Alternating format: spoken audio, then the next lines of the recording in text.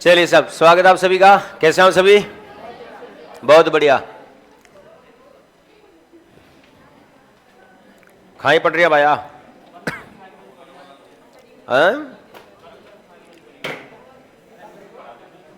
पुनर्बलन के प्रकार है ना। चलिए साहब, पुनर्बलन के प्रकार पढ़े थे हमने कितने? 2। सकारात्मक एवं और सिद्धांत कौन सा था? स्किनर का सिद्धांत। कौन सा सिद्धांत? स्किनर का सिद्धांत। और स्किनर के सिद्धांत का मतलब क्या था कि बालक बालिकाओं को निरंतर क्या करते रहना चाहिए? अनुक्रिया के मध्य में क्या देना चाहिए? पुनर्बलन देने पर बालक वह क्रिया करने लगेगा जैसा शिक्षक।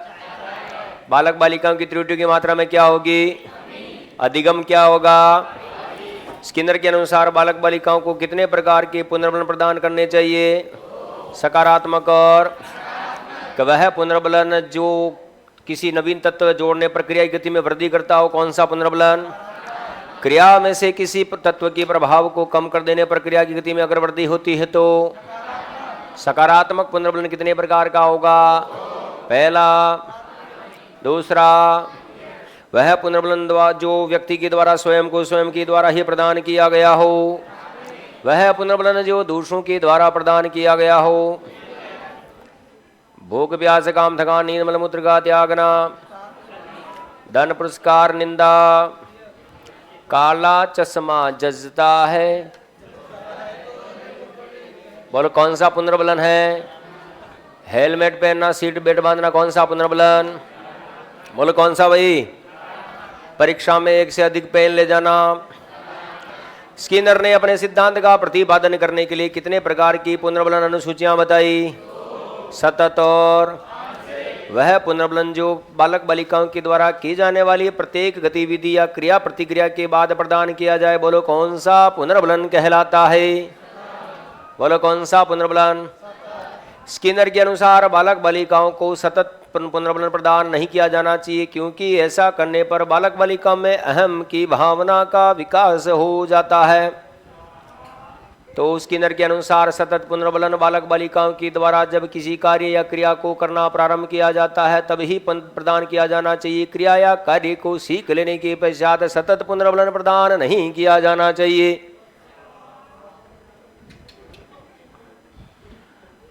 भैया जाओ। चलिए साहब।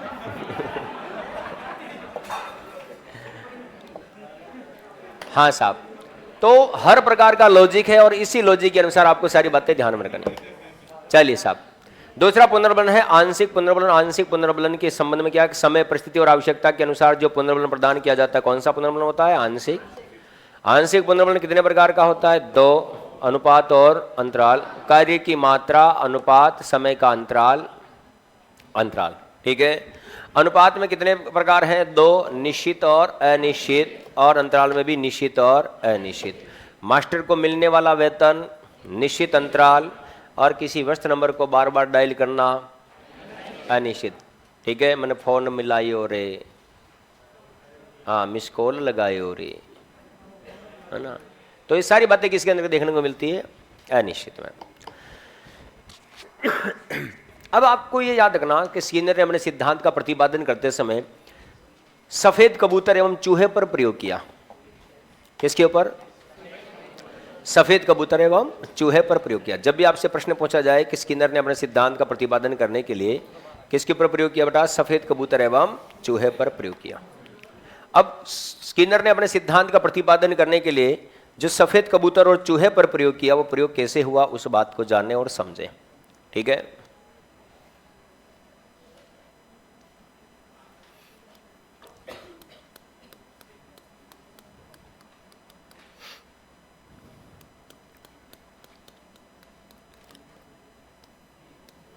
ये विशेष प्रकार का पिंजरा बनवाया और पिंजरे के ऊपरी वाले हिस्से में ऐसा बॉक्स लगवाया जिसमें दाना रख दिया गया, लेकिन दाना किसी को नजर नहीं आ रहा था। अब इसमें एक तरफ क्या है? इस पिंजरे में एक तरफ क्या है? कबूतर। क्या है भाई? कबूतर है ना। और क्या है? कबूतर है। ठीक है। और यह है चूहा। क्या है ये? चूहा, मानना है भाई, ठीक है। अब ये कबूतर भी भूखा था तो भी फिर भी क्या कर रहा था, ये अनुक्रिया। चूहा भी भूखा था फिर भी क्या कर रहा था, ये, भले सामने कोई उद्दीपक था ही नहीं, फिर भी अनुक्रिया हो रही थी, क्योंकि उद्दीपक तो बिल्कुल ऐसा पैक है जो नजर ही नहीं आ रहा, दाना नजर नहीं आ रहा था, फिर भी ये अनुक्रिया कर रहे थे। अब अनुक्रिया इधर उधर कर रहे थे, लेकिन ये पिंजरा ऐसा विशेष बनाया गया कि अगर ये कबूतर यहां पर इस पॉइंट पर चोंच मारता है तो यहां पर एक कटोरी लगी हुई है, इस कटोरी में ऊपर से क्या आएगा, दाना आएगा। यहां पर एक ऐसा पॉइंट बना हुआ है, अगर चूहा यहां पर पंजा मारता है तो ऊपर की इस कटोरी के अंतर्गत ऊपर से क्या आएगा, दाना आएगा। लेकिन ये कबूतर और चूहा इधर उधर ही घूम रहे थे, इस पॉइंट पर आकर चोंच या पंजा नहीं मार रहे थे, ठीक है। तो स्किनर ने अपने उद्देश्य की पूर्ति करने के लिए, स्किनर का उद्देश्य यह था कि ये चूहा और कबूतर दाना प्राप्त करना सीखे। उद्देश्य क्या था कि ये दाना प्राप्त करना सीखे। तो इस उद्देश्य की पूर्ति करने के लिए स्किनर ने क्या किया कि यहां पर भोजन की छोटी छोटी गोलियां गिराई या भोजन के दाने गिराए। तो पहले तो कबूतर इधर उधर ही घूम रहा था, इस पॉइंट तक आ ही नहीं रहा था। फिर जैसे ही यहां पर दाना गिराया तो कबूतर इन दानों को खाने के लिए यहां पर आया, तो इसकी चोंच यहां पर टकराई, तो इस कटोरी में से ऊपर से क्या आया, दाना। फिर ये आसपास के दानों को और खा, फिर ऊपर से यहां पर चोंच टकराई, फिर ऊपर से क्या आया, दाना। मतलब बार बार यहां पर भोजन की गोलियां गिराकर, दाना गिराकर इस कबूतर को यहां पर लाया गया। और स्किनर का उद्देश्य भी यही था कि कबूतर यहां पर आए, चोंच मारे और दाना खाए और दाना प्राप्त करना सीख ले। मतलब दाना प्राप्त करने में निपुण करना था, दाना प्राप्त करने की कला इसको सिखानी थी। तो दाना प्राप्त करने की कला सिखाने के लिए इसने लालच दिया। वो लालच एक पुनर्बलन था, और पुनर्बलन जो दिया वो किसका दिया था, भोजन के छोटे छोटे टुकड़े दिए। तो जो उद्देश्य तक, इसका उद्देश्य यह था कि इस कबूतर यहां पर आए, तो कबूतर को यहां तक लाने का जो उद्देश्य था, इस उद्देश्य को प्राप्त करने के लिए इसने जो भोजन के छोटे छोटे टुकड़े गिराए, टुकड़े क्या कहलाए यहां पर, शेपिंग। क्या कहलाए बेटा, शेपिंग। फिर याद रखना, इसको जो लालच दिया गया, ये लालच एक प्रकार की सांकेतिक मुद्रा थी। भोजन नहीं था, लेकिन भोजन का छोटा सा टुकड़ा था। इसे हम कहते हैं टोकन इकोनॉमी। क्या कहते हैं, टोकन इकोनॉमी। अगर कबूतर और चूहा सही अनुक्रिया करता है तो ग्रीन लाइट जलती है, और गलत अनुक्रिया करता है, जैसे यहां पर चोंच मार दी, यहां पर पंजा मार दिया, तो ग्रीन लाइट जलेगी। और गलत अनुक्रिया कर दी, अगर यहां पर चोंच मार दी, यहां पर पंजा मार दिया, तो रेड लाइट जलेगी। तो कबूतर और चूहे का जो व्यवहार यांत्रिक तरीके से, मशीनी रूप से कंट्रोल किया गया। जैसे आप एटीएम मशीन में से पैसे निकालते हो, अगर आप कार्ड जैसे डालते हो, पिन कोड नंबर गलत डाल देते हो, तो मशीन में रेड लाइट हो जाती है और बीप की आवाज आती है, टों टों की मशीन आवाज करने लगती है।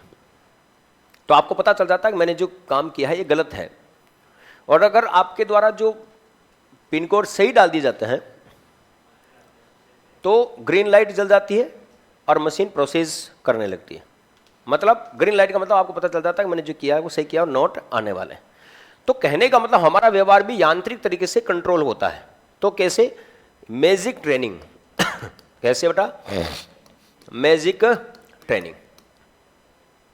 फिर याद रहे, स्किनर ने अपने सिद्धांत का प्रतिपादन करते समय बालक बालिकाओं को या चूहे और कबूतर के द्वारा जो अनुक्रिया हुई, वो अनुक्रिया एक साथ नहीं सिखाई, ठीक है, टुकड़ों में सिखाई, जिसे हम कहते हैं चेनिंग।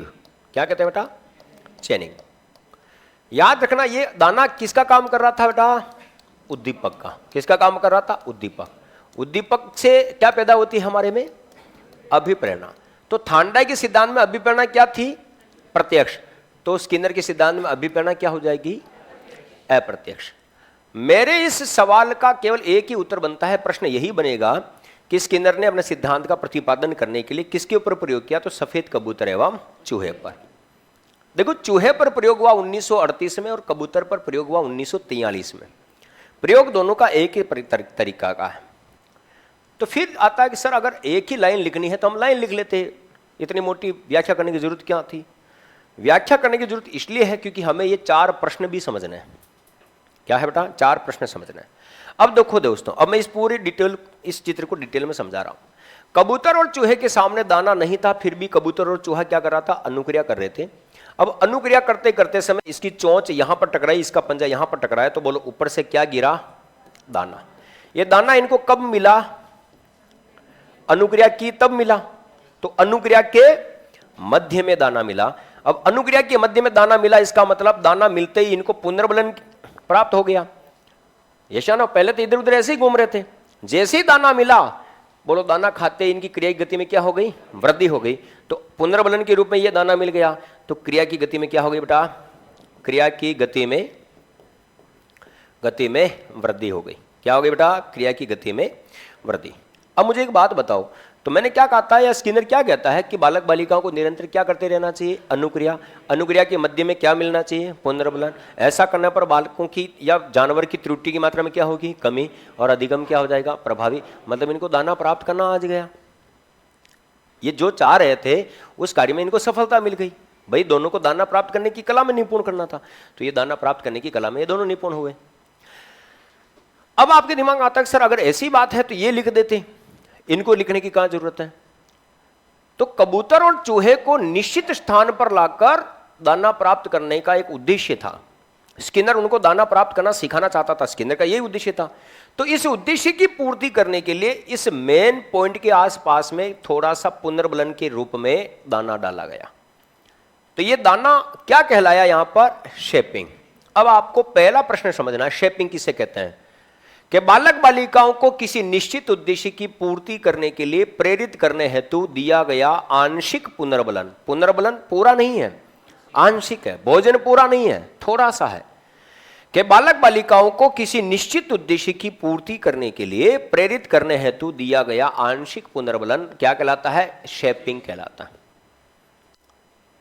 फिर बोल रहा हूं कि बालक बालिकाओं को किसी निश्चित उद्देश्य की पूर्ति करने के लिए प्रेरित करने हेतु दिया गया आंशिक पुनर्बलन क्या कहलाएगा बेटा? शेपिंग कहलाता है। आपको मैंने जब वाइगोस्की का सिद्धांत पढ़ाया था तब मैंने आपको एक बात बताई थी कि सीखने सिखाने की प्रक्रिया में किसी वयस्क द्वारा दिया गया अस्थायी सहयोग स्कैफोल्डिंग कहलाता है। तो जो शब्द या जो कार्य स्कैफोल्डिंग करता है वही कार्य कौन कर रहा है? शेपिंग कर रहा है। तो याद रखना वाइगोस्की का स्कैफोल्डिंग का समानांतर शब्द स्किनर का शेपिंग है। ठीक है, काम दोनों का एक ही है लेकिन शब्द दोनों अलग अलग, अर्थ दोनों अलग अलग।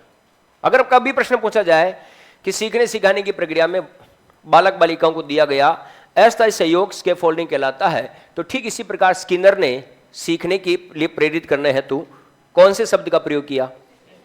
शेपिंग शब्द का। और शेपिंग का मतलब क्या है कि बालक बालिकाओं को किसी निश्चित उद्देश्य की पूर्ति करने के लिए प्रेरित करने हेतु 18 साल की उम्र में खांसी भी आ जाती है।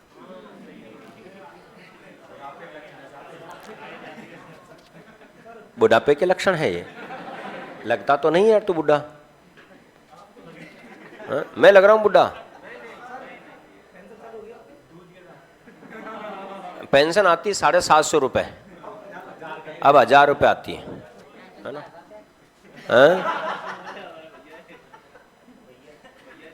शादी हो गई? शादी होगी तेरी? कुंवारा पेंशन योजना भी चालू होने वाली तेरी? हाँ, आजीवन। भाई ये हमसे पंगा? हाँ, महंगा सस्ता तो क्या है। तो देखें शेपिंग कि सीखने सिखाने की प्रक्रिया बालक बालिकाओं को किसी निश्चित उद्देश्य की पूर्ति करने के लिए दिया गया आंशिक पुनर्बलन क्या कहलाता है बेटा? शेपिंग कहलाता है। अगर प्रश्न यूं आ जाए कि स्किनर ने अपने सिद्धांत का प्रतिपादन करते समय कबूतर और चूहे को निश्चित पॉइंट तक लाने के लिए जो भोजन की गोलियां दी गई वो क्या है? शेपिंग है। तो निश्चित उद्देश्य, आपका उद्देश्य है 3rd ग्रेड में सेलेक्ट होना। अब इस उद्देश्य की पूर्ति करने में मैं आपको जो सहयोग दे रहा हूं स्किनर के अनुसार क्या है? वो शेपिंग है, और वाइगोस्की के अनुसार क्या है? वो स्कैफोल्डिंग है। बोलो अब तो कंट्रोवर्सी नहीं रहेगी ना? चलिए, चूहा इतना ऊपर से दाना कैसे खाया? चूहे के 4 पैर भी हैं और वो घूम घूम कर, है ना, खा सकता है। ठीक है, मतलब सीखने की बात पर ध्यान नहीं है कि दाना कैसे खा रहा है ना। आपने एक मूवी देखी होगी उसकी, असरानी की, कादर खान और असरानी, जिसमें वो यमराज का, क्या नाम है मूवी का, किस्मत कयामत ऐसा कुछ है, तकदीर। हाँ, वो गोबर के उपले दीवार पर चिपका रखे थे, ये गाय दीवार पर चढ़ी कैसे है भाई? जो चीजें, आज 2 बजे मैं आ गया हूं तो चेहरे सारे गुलाब जैसे खिले खिले से लग रहे हैं। क्या बात, आहा, क्या बात है? ऐसी कोई बात है? हैं क्या ऐसे ही मेरी मजाक बना रहे हो? ये यूं ही आ गया, कोई मतलब ही नहीं इसका। हैं, चलिए साहब, तो कि बालक बालिकाओं को किसी निश्चित उद्देश्य की पूर्ति करने के लिए प्रेरित करने हेतु दिया गया आंशिक पुनर्बलन शेपिंग कहलाता है। चलिए, बात ठीक है। दूसरा जाए टोकन इकोनॉमी। यह एक सांकेतिक मुद्रा है कि बालक बालिकाओं के अच्छे व्यवहार को सुदृढ़ करने तथा बुरे व्यवहार की आवृत्ति को कम करने की प्रक्रिया टोकन इकोनॉमी कहलाती है। मतलब खाया पिया कुछ नहीं, गिलास तोड़ा बार आना, यही टोकन इकोनॉमी है। जी जी, सही कह रहा हूं मैं, है ना, सही कह रहा हूं मैं, है ना। खाया पिया कुछ नहीं, गिलास तोड़ा बार आना। अब कैसे? कि बालक बालिकाओं में अच्छे व्यवहार की आवृत्ति को कम सुदृढ़ करने और बुरे व्यवहार की आवृत्ति को कम करने की प्रक्रिया टोकन इकोनॉमी कहलाती है। ठीक है, मतलब बालक बालिका में अच्छी आदतों का निर्माण करने के लिए सांकेतिक भाषा में किसी मूल्य को देने की बात कहना, अपनी भाषा में समझो, लैंग्वेज कोई सी भी गई, हमें बात समझ में आनी चाहिए। बालक बालिकाओं में अच्छे कार्यों की आदतों का निर्माण करने के लिए सांकेतिक मूल्य का प्रयोग करते हैं कि अगर तुम ऐसा काम करोगे तो तुम्हें यह मिलेगा, अगर तुम अच्छा काम करोगे तो तुम्हें क्या मिलेगा, कोई अच्छा उपहार मिलेगा। ठीक है, ये सारी बातें किसके अंतर्गत आती है बेटा? टोकन इकोनॉमी के अंतर्गत आती है। किसमें आती है? टोकन इकोनॉमी के अंतर्गत आती है।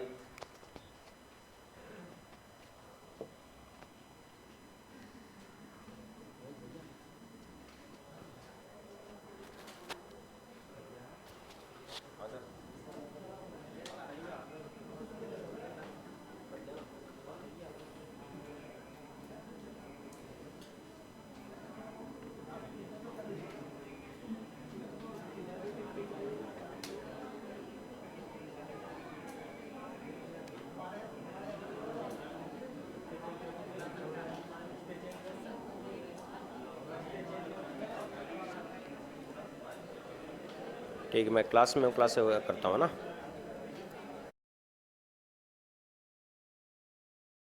हाँ जी, तो देखें कि मूल रूप से टोकन इकोनॉमी और शेपिंग का जो उदाहरण है, इसको आपको किस प्रकार से देखना है कि बालक बालिका में किसी अच्छी आदत का निर्माण करना हो और बुरी आदत को छुड़ाना हो, तो हम एक सांकेतिक मूल्य, एक सांकेतिक भाषा, एक सांकेतिक कीमत का जब प्रयोग करते हैं तो हमारे लिए क्या है? Token economy. मतलब दिया कुछ नहीं, केवल घोषणाएं जो होती है, भविष्यवाणियां जो हो जाती है, वो टोकन इकोनॉमी में आती। केवल और केवल अच्छे काम के लिए प्रेरित करना और उस बालक में अच्छी आदतों का निर्माण करना, ये टोकन इकोनॉमी का उदाहरण होगा। कैसे? बहुत सारी बार मम्मी पापा जैसे मार्केट जा रहे थे या कहीं बाहर रिश्तेदारों को यहाँ पर या शादी प्रोग्राम में जा रहे होते हैं तो बच्चों को कहते हैं तुम घर पे ही रहना, आते समय तेरे लिए मिठाई कपड़े लेके आएंगे। तो बालक को केवल सामने लाए वाए कुछ नहीं, दिया विया कुछ नहीं, आएंगे तो लाएंगे। बोलो बालक को उस समय कुछ मिला क्या? लेकिन एक छोटी सी मीठी सी चॉकलेट दे दी कि बेटा तू यहीं रुकना, घर का ध्यान रखना, और जब मैं आऊंगा ना तब तेरे ड्रेस लेके आऊंगा। अब आऊंगा, आई आई नहीं, तो बालक उस ड्रेस के चक्कर में ही घर पे बैठा रहता, घर का पूरा ध्यान रखता, घर में किसी को घुसने ही नहीं देता है, घर में खुद बैठा हुआ है। बाहर से कोई कहता घर में कोई है तो वो अंदर से बैठा बैठा बोलता कोई नहीं है, जबकि वो खुद ही घर में बैठा हुआ है। अच्छी आदत। बालक झूठ बोलता है, झूठ बोलने के बाद अगर मम्मी पापा कहते हैं अगली बार तूने झूठ बोला तो तेरी पिटाई हो जाएगी, पिटाई की थोड़ी, बोले एक संकेत दे दिया कि अगर तुम ये काम अगर करोगे तो तुम्हारे साथ में ये हो सकता है। मैंने नैतिक विकास सिद्धांत में पढ़ाते समय कहा था ना कि अगर बच्चा मोबाइल को हाथ लगाता, बिट्टू तेरे अगर अगली बार मोबाइल को हाथ लगाया तेरा हाथ ही तोड़ दूंगी। बोलो हाथ टूटा थोड़ी है, तोड़ दूंगी। हाँ, फिर वही बात है, मैं मायके चली जाऊंगी, तुम जाए तो सही। केवल टोकन इकोनॉमी है ना, ये मेरा नहीं है, ये कह रहा था। अपना अनुभव कुछ नहीं है, अपना जी अनुभव इक्वल है। तो देखो जहां पर भी संकेत दिया जाए वो टोकन इकोनॉमी। आप अपने दैनिक जिंदगी में एक चीज यूज करते हो, ग्रामीण क्षेत्र में, देसी एग्जांपल सुनना, ग्रामीण क्षेत्र में हमारे मनोविज्ञान से लेना देना नहीं, लेकिन समझने की दृष्टि से ही ध्यान रखना। एक बीड़ी, नई बीड़ी का कोई बंडल लॉन्च होता है, बीड़ी अगर लॉन्च होती है तो पुरानी बीड़ी का जो ब्रांड चल रहा है, उस बीड़ी के साथ में 3 बीड़ियां फ्री दी जाती है, एक माचिस फ्री दी जाती है। बोलो प्रोडक्ट को लॉन्च करने के लिए कोई उपहार, 4 बीड़ियां 5 बीड़ियां फ्री दी जाती है ना, ताकि लोगों को उस चीज की क्या लगे, आदत लगे। बोलो किसी भी कंपनी के लिए अपने प्रोडक्ट को बेचना और लोगों के द्वारा उस प्रोडक्ट अधिक से अधिक यूज करना अच्छी आदत है या नहीं है?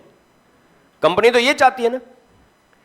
वो तुम्हारा स्वास्थ्य खराब होगा वो तुम्हारे उससे मतलब नहीं है। कंपनी की नजर में प्रोडक्ट ज्यादा से ज्यादा बिकना चाहिए, यही उसके लिए अच्छा है।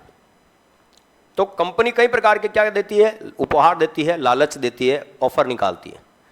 बोलिए ऑफर जो है क्या है, टोकन इकोनॉमी। आप बचपन में जब छोटे थे उस समय कोई भी सुपारी खाते थे तो सुपारी की पन्नी को फाड़ कर देखते थे, उसमें कोई कूपन निकलता था, कोई कोड निकलता था। उस 1 से 10 तक कूपन कोड करके जमा कीजिए, उसमें आपको कुछ पैसे वापस मिलेंगे। साला 10 रुपये, 1 से 10 तक कूपन जो जमा करो आपको 10 रुपये वापस मिल जाएंगे। साला वो 10 रुपये लेने के चक्कर में 250 रुपये की सुपारियां खा गए। बोलो आदत लगी या नहीं लगी?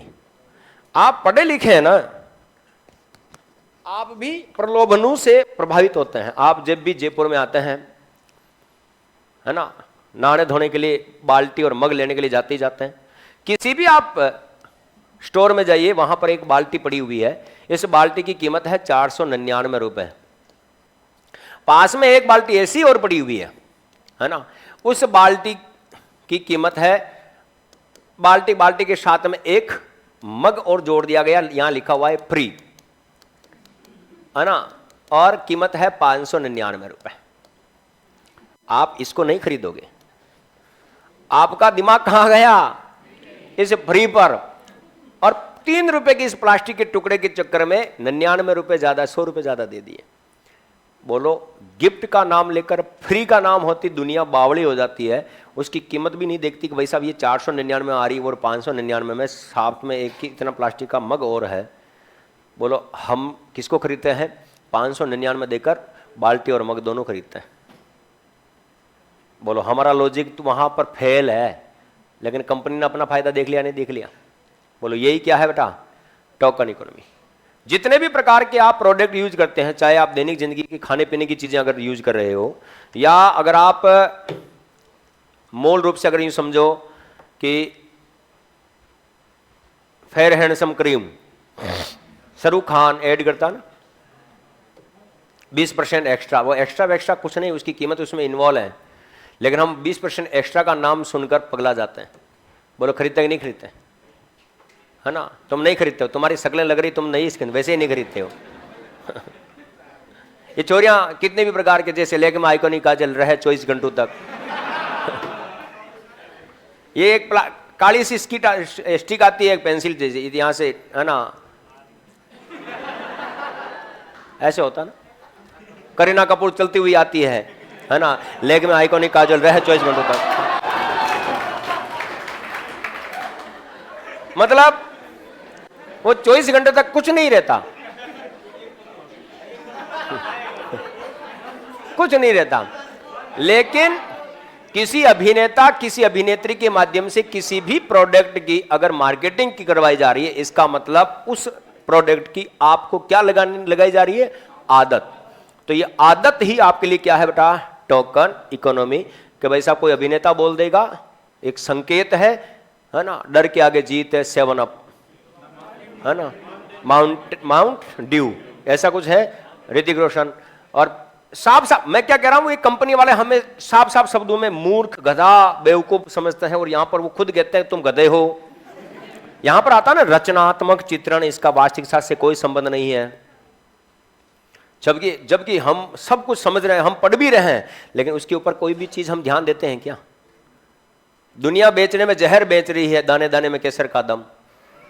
बोलो जुबा केसरी विमल पान मसाला, बोलो जहर है, और उसमें फटाफट है ना, इससे कैंसर होता है, पता ही नहीं चलता है क्या कह रहा है। बोलो फिर भी हम खाते हैं, नहीं खाते हैं। तो ये दुनिया संसार है।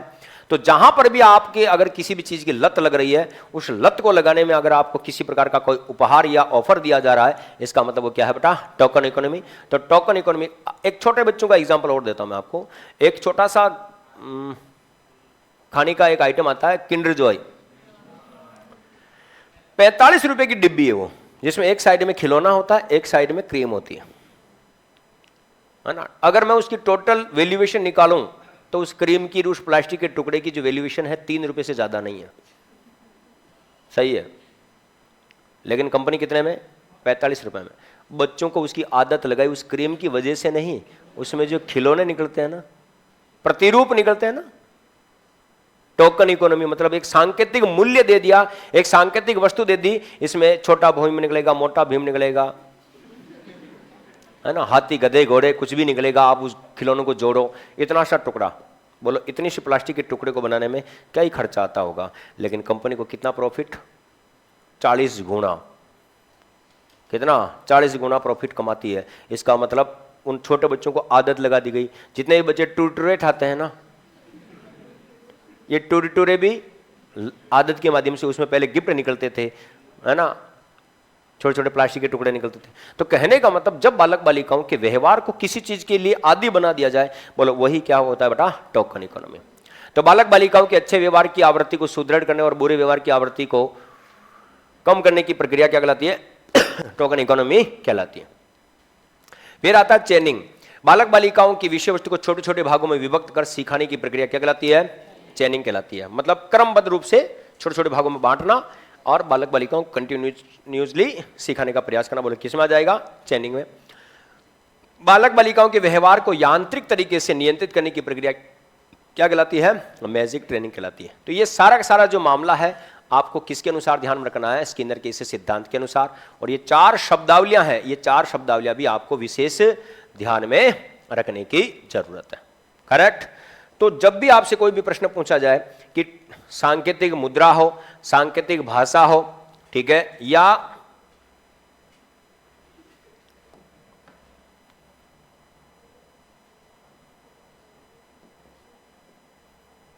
ठीक है, सांकेतिक भाषा हो, सांकेतिक मुद्रा हो, चेनिंग हो, टोकन इकोनॉमी हो, शेपिंग हो, बोलो इसका संबंध किससे रहेगा, स्किनर से। लिखें, स्किनर ने अपने सिद्धांत का प्रतिपादन करते समय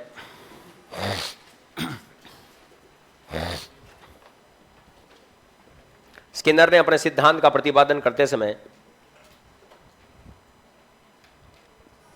स्किनर ने अपने सिद्धांत का प्रतिपादन करते समय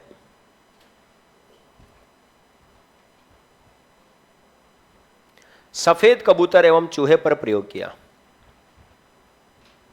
स्किनर ने अपने सिद्धांत का प्रतिपादन करते समय सफेद कबूतर एवं चूहे पर प्रयोग किया। स्किनर ने अपने सिद्धांत का प्रतिपादन करते समय सफेद कबूतर एवं चूहे पर प्रयोग किया। किससे पर प्रयोग किया बेटा, सफेद कबूतर एवं चूहे पर प्रयोग किया। ये फॉर्मेट बनाना है और ये 4 जो मैंने मेजर शब्द लिखे हैं ये भी लिखने हैं। समझने वाली बात यह है कि बालक बालिका निरंतर अनुक्रिया कर रहे थे, अनुक्रिया के बीच में दाना मिला पुनर्बलन के रूप में और क्रिया गति में वृद्धि हो गई। ये तो चीज समझनी है, लेकिन हमारे लिए ये मेजर शब्द ये 4 है। आवाज नहीं।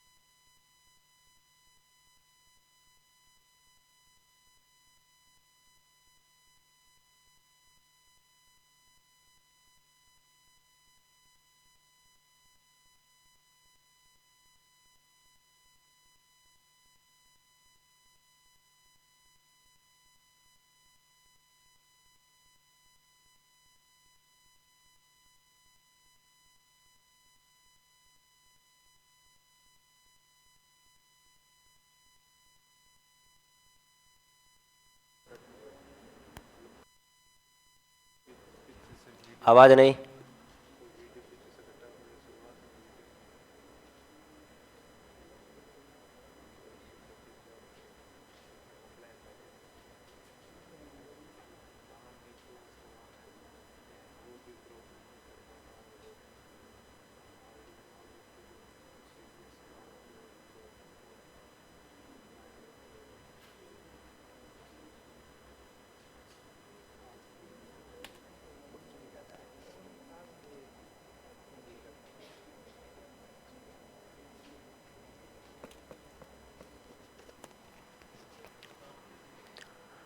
बना लिया?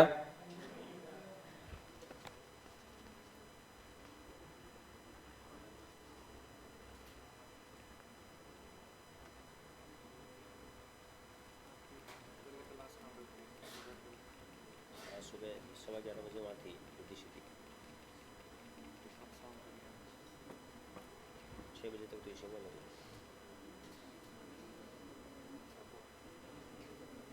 अंग्रेजी वाले क्या मामला है?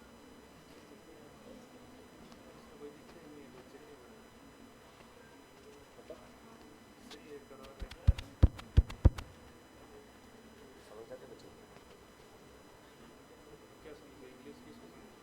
समझ जाता है उसे?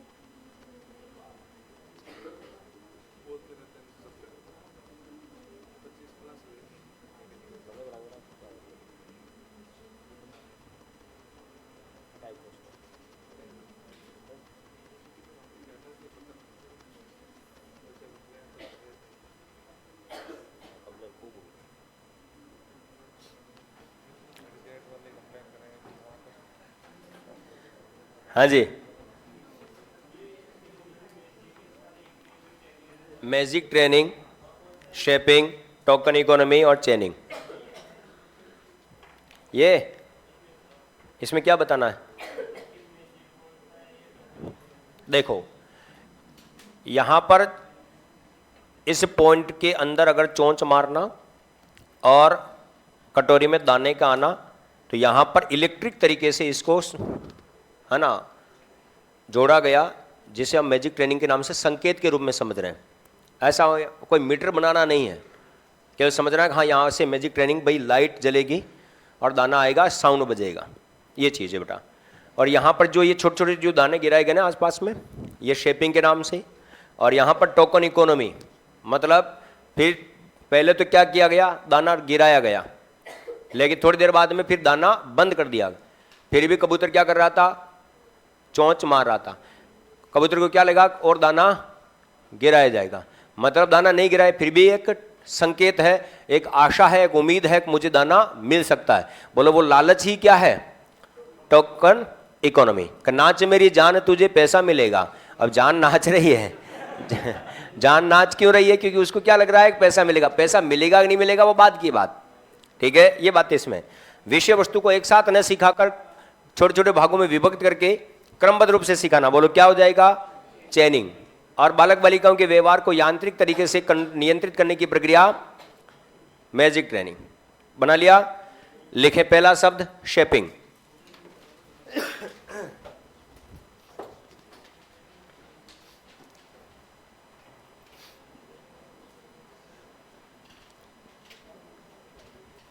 पहला शब्द लिखे शेपिंग। लिखे बालक बालिकाओं को किसी निश्चित उद्देश्य की,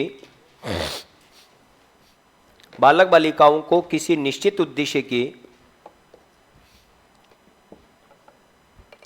बालक बालिकाओं को किसी निश्चित उद्देश्य की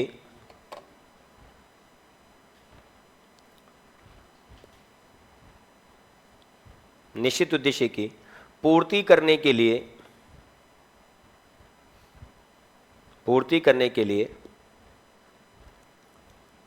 प्रेरित करने हेतु, निश्चित उद्देश्य की पूर्ति करने के लिए प्रेरित करने हेतु दिया गया आंशिक पुनर्बलन,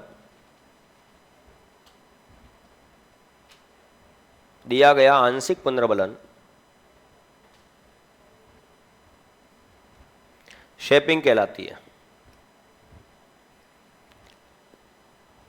दिया गया आंशिक पुनर्बलन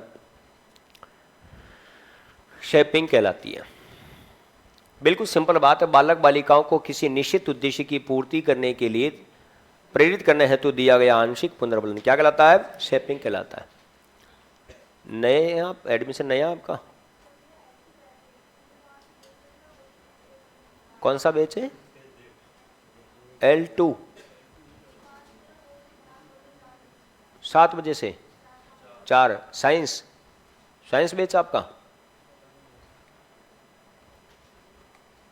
ठीक है। हाँ मनोविज्ञान तो पढ़ो, क्या दिक्कत है, समझ में आ रहा है, पूरा आना चाहिए। थोड़ा क्या होता है, खाना खाती हो तो पूरा खाते हो, आधा अधूरा है। क्या नाम है बेटा आपका, कहाँ के हो, चित्तौड़ में कहाँ से है, कुंभानगर, यार मेरा होम डिस्ट्रिक्ट है चित्तौड़।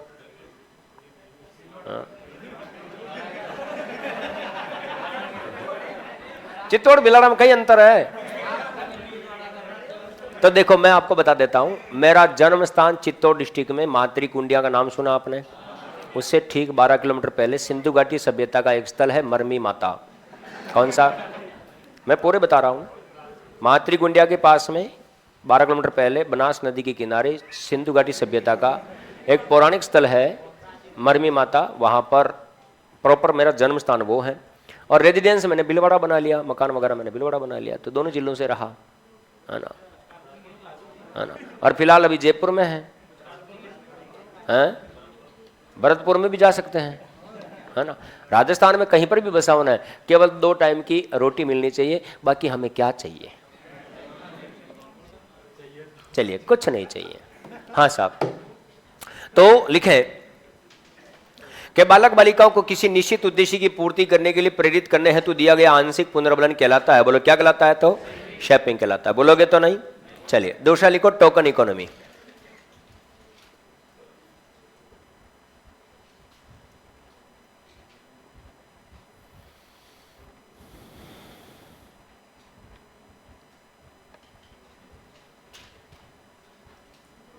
टोकन इकोनॉमी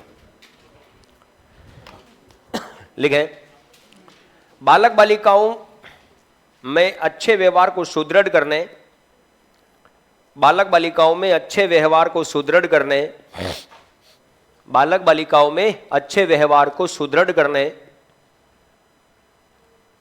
अच्छे व्यवहार को सुदृढ़ करने एवं बुरे व्यवहार की आवृत्ति को,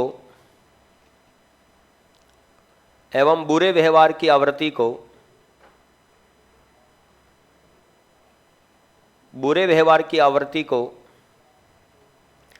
कम करने की प्रक्रिया, बुरे व्यवहार की आवृत्ति को कम करने की प्रक्रिया टोकन इकोनॉमी कहलाती है।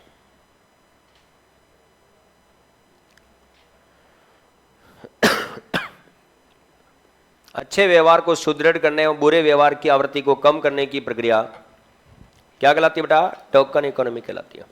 करेक्ट। नेक्स्ट लिखे मैजिक ट्रेनिंग। नेक्स्ट क्या है बेटा? Magic training.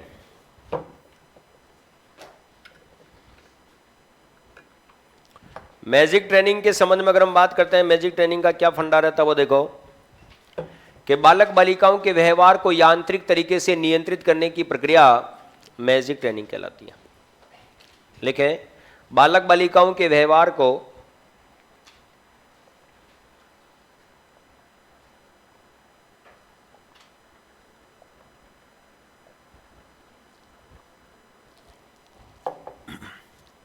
बालक बालिकाओं के व्यवहार को यांत्रिक तरीके से, बालक बालिकाओं के व्यवहार को यांत्रिक तरीके से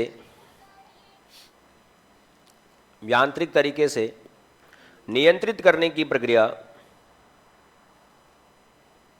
यांत्रिक तरीके से नियंत्रित करने की प्रक्रिया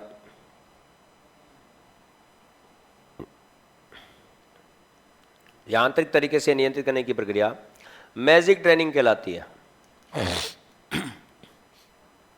मैजिक ट्रेनिंग कहलाती है।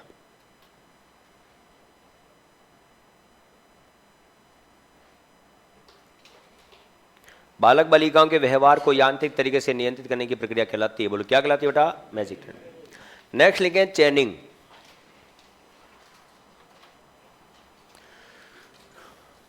नेक्स्ट लिखें चेनिंग।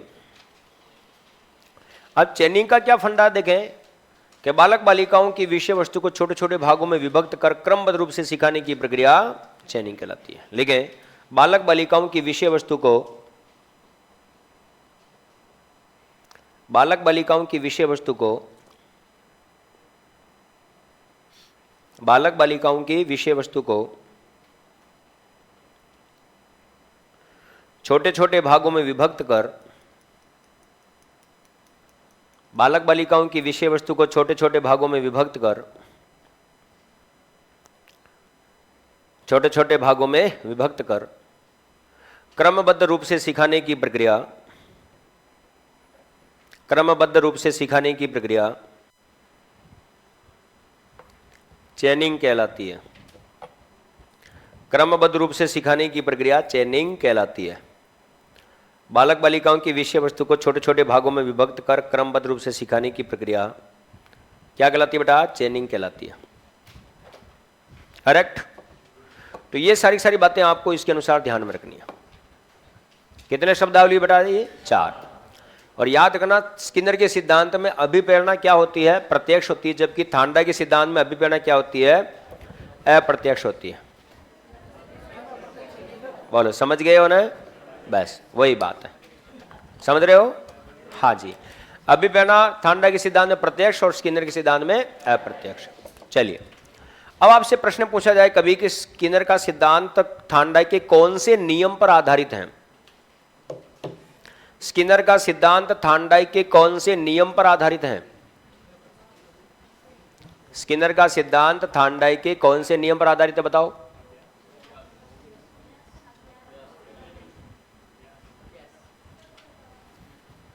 सारे ही बोल तो कोई न कोई तो होगा। प्रभाव। अब प्रभाव के नियम पर दिमाग में आना चाहिए कि प्रभाव के नियम पर अगर आधारित है तो क्यों? प्रभाव या परिणाम? तो समझे, अगर कबूतर यहां पर बार बार चोंच मार रहा था तो इसमें से दाना मिल रहा था, बोलो संतोष मिल रहा था नहीं मिल रहा था? और अगर यहां पर बार बार चोंच मारने के उपरांत भी अगर दाना यहां नहीं गिरता, बोलो क्या मिलता? असंतोष। मतलब कार्य करने का परिणाम संतोषप्रद था, इसीलिए तो कार्य कर रहा है। अगर कार्य करने के उपरांत भी परिणाम असंतोषजनक हो तो बोलो कोई व्यक्ति कार्य करेगा क्या? करेक्ट। तो देखो कैसे, क्या स्किनर का यह सिद्धांत थार्नडाइक के प्रभाव के नियम पर आधारित है, क्योंकि स्किनर के अनुसार बालक बालिकाओं या व्यक्ति के द्वारा उसी कार्य को निरंतर दोहराया जाता है जिससे आत्मसंतुष्टि की प्राप्ति होती है, जैसा तथा जिस कार्य से आत्मसंतुष्टि की प्राप्ति न हो व्यक्ति उस कार्य को त्याग देता है या छोड़ देता है। वही हमारे जीवन का मामला तो यही है ना, अगर हम कार्य कर रहे हैं तो उस कार्य का रिजल्ट पॉजिटिव होगा तो हम उस कार्य को करते रहेंगे, और कार्य करते समय अगर हमें लगता है यार इस कार्य में नुकसान ज्यादा हो रहा है या आगे चल के नुकसान हो सकता है तो हम उस कार्य को बीच में ही छोड़ देते हैं। बोलो क्या हो जाएगा? वो असंतोष। लिखें, थार्नडाइक का यह स्किनर का यह सिद्धांत थार्नडाइक के स्किनर का यह सिद्धांत थार्नडाइक के स्किनर का यह सिद्धांत थार्नडाइक के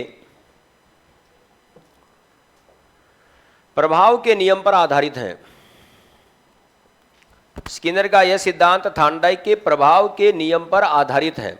किस पर आधारित है बेटा? प्रभाव के नियम पर आधारित है। स्किनर का यह सिद्धांत थार्नडाइक के प्रभाव के नियम पर आधारित है, क्योंकि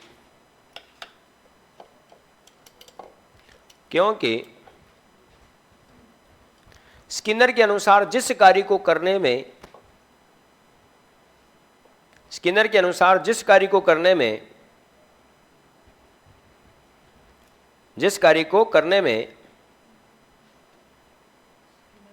स्किनर के अनुसार जिस कार्य को करने में व्यक्ति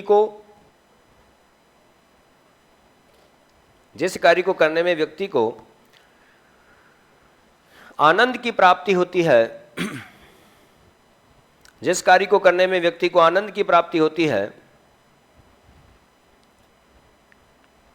व्यक्ति उस कार्य को बार बार दोहराता है, व्यक्ति उस कार्य को बार बार दोहराता है, व्यक्ति उस कार्य को बार बार दोहराता है तथा जिस कार्य से तनाव की प्राप्ति होती है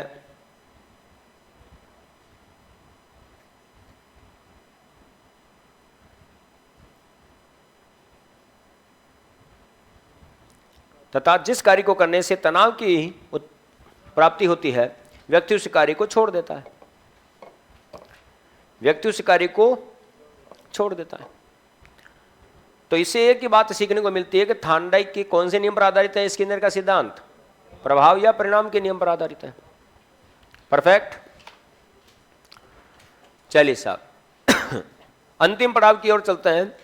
अब आपसे कभी भी प्रश्न पूछा जाए स्किनर ने अपने सिद्धांत का प्रतिपादन करते समय कितने प्रकार के व्यवहार बताए? 2। व्यवहार कितने बताए? 2। व्यवहार समझो या क्रियाएं समझो, कितने प्रकार के बताए बेटा? 2। प्रतीकात्मक व्यवहार और क्रिया प्रसूत व्यवहार।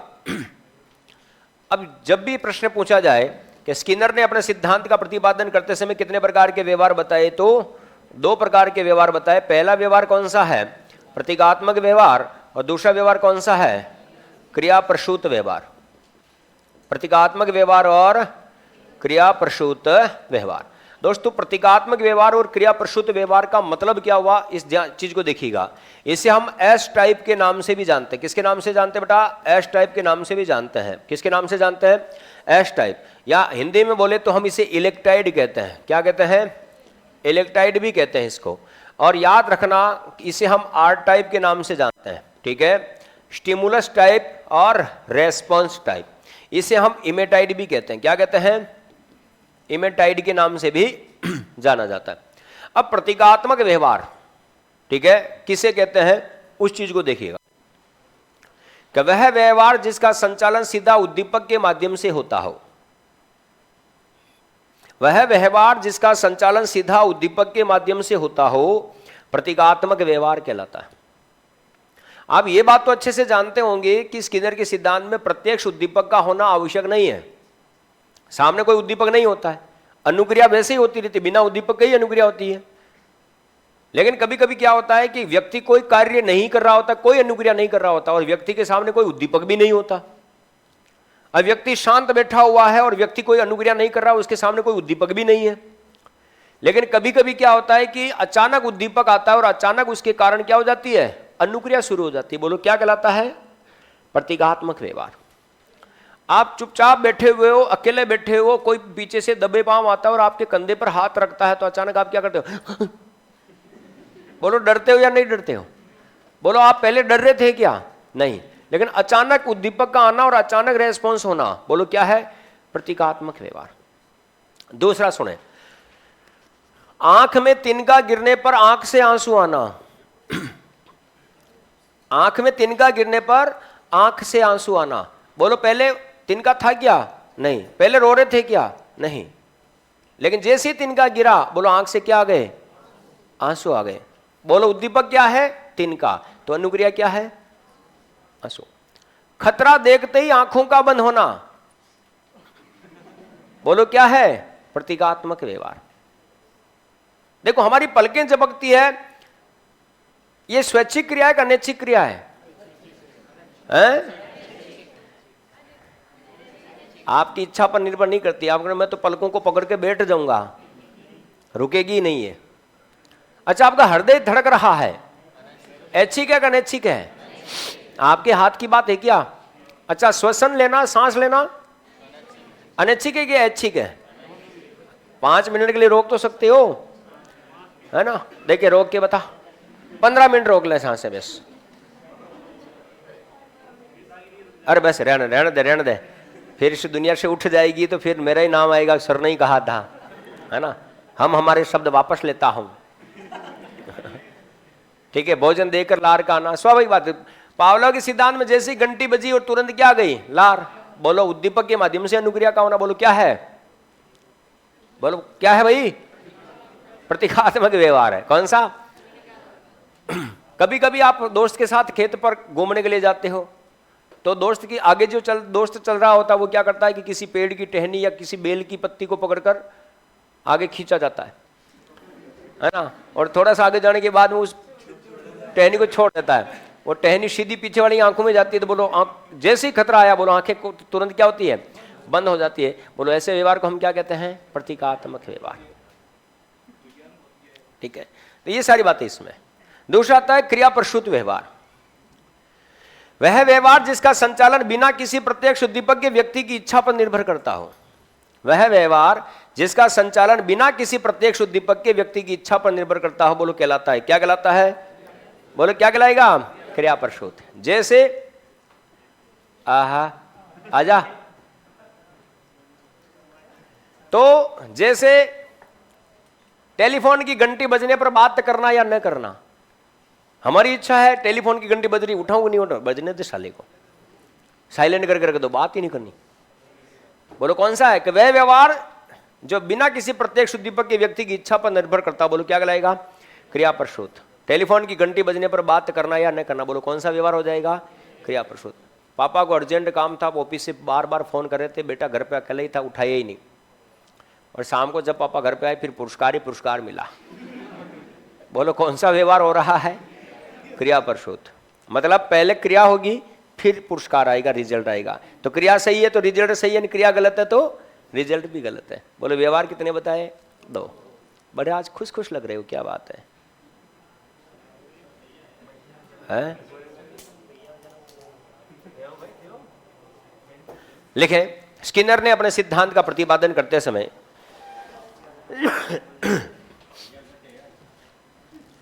लिखे, स्किनर ने अपने सिद्धांत का प्रतिपादन करते समय, स्किनर ने अपने सिद्धांत का प्रतिपादन करते समय 2 प्रकार के व्यवहार बताए। स्किनर ने अपने सिद्धांत का प्रतिपादन करते समय कितने प्रकार के व्यवहार बताए, 2 प्रकार के व्यवहार बताए। जब भी आपसे प्रश्न पूछा जाए स्किनर ने अपने सिद्धांत का प्रतिपादन करते समय व्यवहार बताए, कितने प्रकार के व्यवहार बताए बेटा, 2 प्रकार के व्यवहार बताए। ठीक है। नंबर 1, नंबर 1 प्रतीकात्मक व्यवहार। नंबर 1 कौन सा व्यवहार बेटा? प्रतीकात्मक व्यवहार। कौन सा व्यवहार? प्रतीकात्मक व्यवहार। दोस्तों प्रतीकात्मक व्यवहार का जो लॉजिक है वो लॉजिक किस प्रकार से है वो देखो।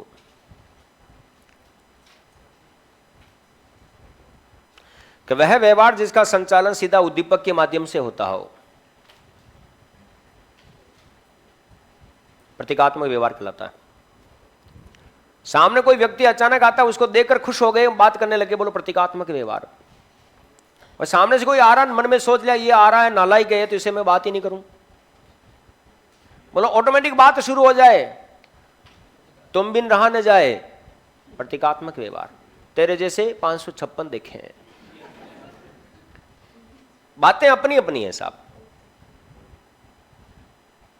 लिखें, वह व्यवहार जिसका संचालन, वह व्यवहार जिसका संचालन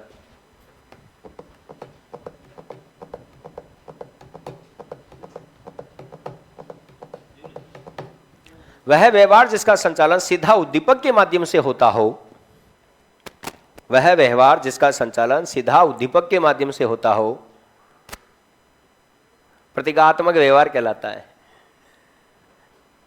वह व्यवहार जिसका संचालन सीधा उद्दीपक के माध्यम से होता हो कहलाता है। बोलो क्या कहलाता है? प्रतीकात्मक व्यवहार कहलाता है। वह व्यवहार जिसका संचालन सीधा उद्दीपक के माध्यम से होता हो, बोलो कहलाएगा, क्या कहलाएगा बेटा? प्रतीकात्मक व्यवहार कहलाता है।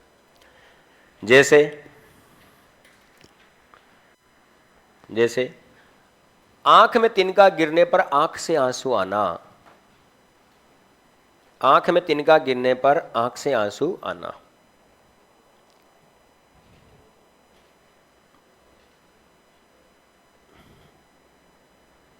आंख में तिनका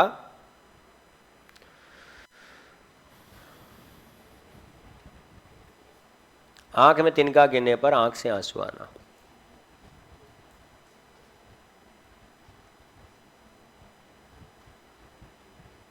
कंप्लीट। कौन सा व्यवहार हो जाएगा? प्रतीकात्मक व्यवहार। जो कार्य ऑटोमेटिक हो, प्रतीकात्मक व्यवहार। दूसरा लिखें, क्रिया प्रसूत व्यवहार। आज 6 बजे तक मेरी है क्या? है 4 बजे तक, 6 बजे तक? ये तो भारी हो जाएगा आप लोगों के लिए। मजा आएगा, मजा आएगा जब बैठेंगे हम तीन, आप, मैं और साइको। वो क्या है ना? शुभम बिगड़ रहा है थोड़ा, बाहर फेंके, चल ठीक माफ किया, है ना? ये भी क्या याद करेगा, क्या दिलदार गुरुजी से याद पाला पड़ा है यार।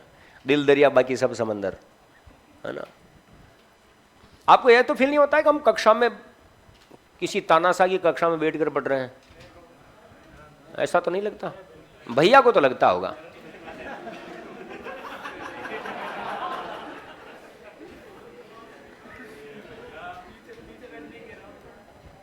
लिखें, क्रिया प्रसूत व्यवहार।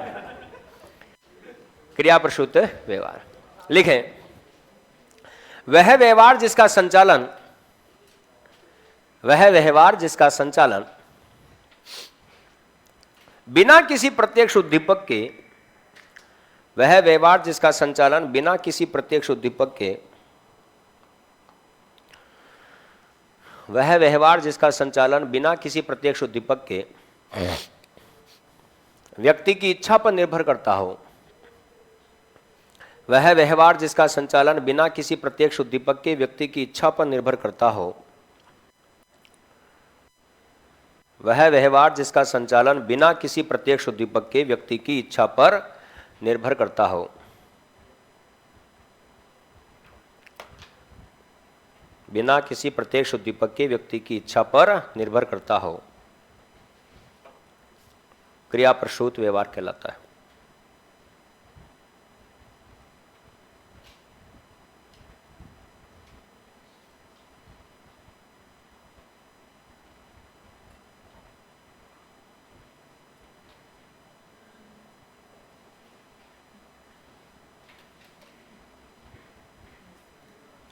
करेक्ट। लेकिन जैसे टेलीफोन की घंटी बजने पर बात करना या न करना,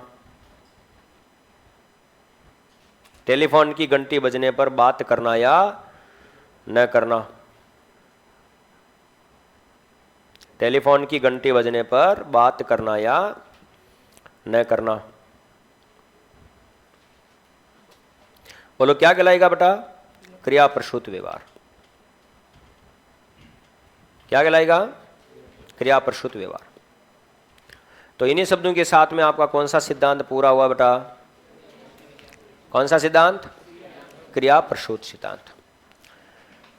लेकिन शैक्षणिक महत्व है अंतिम पॉइंट इस सिद्धांत का। एजुकेशन में क्या इसका इंपॉर्टेंस है?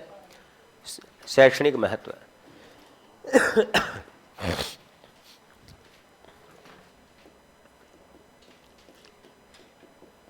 शैक्षणिक महत्व। दोस्तों शैक्षणिक महत्व के संबंध में अगर हम बात करते हैं, पहली बात ध्यान रखना, सामान्य बालक बालिकाओं को सिखाने में सहायक। देखो पावलोव का सिद्धांत छोटे बच्चों को सिखा रहा था, थांडे का सिद्धांत मंदबुद्धि को सिखा रहा था, और ये सामान्य बालकों को सिखाने में सहायक, जो एवरेज बच्चे होते हैं ना उन बच्चों को सिखाने में सहायता प्रदान करता है।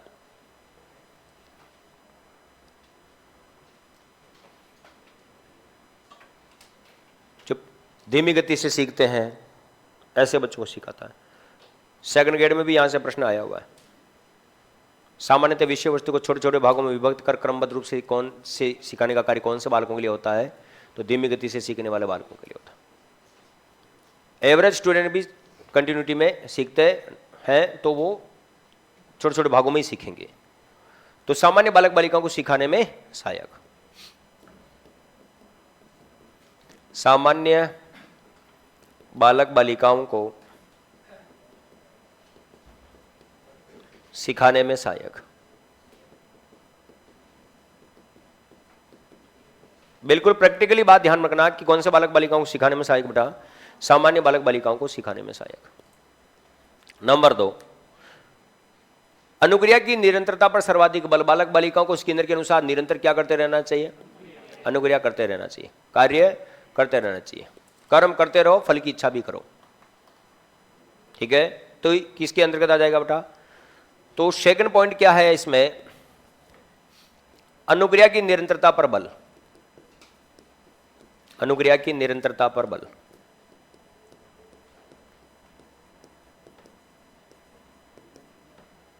किसके ऊपर बल बेटा? अनुक्रिया की निरंतरता पर बल। नंबर 3, अभिक्रमित अनुदेशन विधि।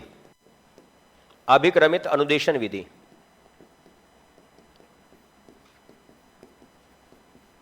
अधिगम के इसी सिद्धांत पर आधारित है।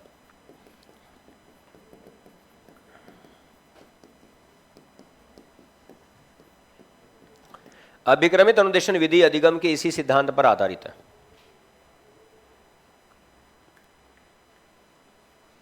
ये समझते हो अभिक्रमित अनुदेशन विधि क्या है? बताओ बिट्टू। बिल्कुल, प्रोग्राम टर्मोलॉजी में इसको अगर हम समझे, अंग्रेजी में समझे तो प्रोग्राम्ड लर्निंग कहते हैं इसको। क्या कहते हैं? प्रोग्राम्ड लर्निंग, टेक्नोलॉजी के माध्यम से सीखना। इसमें क्या होता है कि विषय वस्तु को एक मशीनी विधि है ये।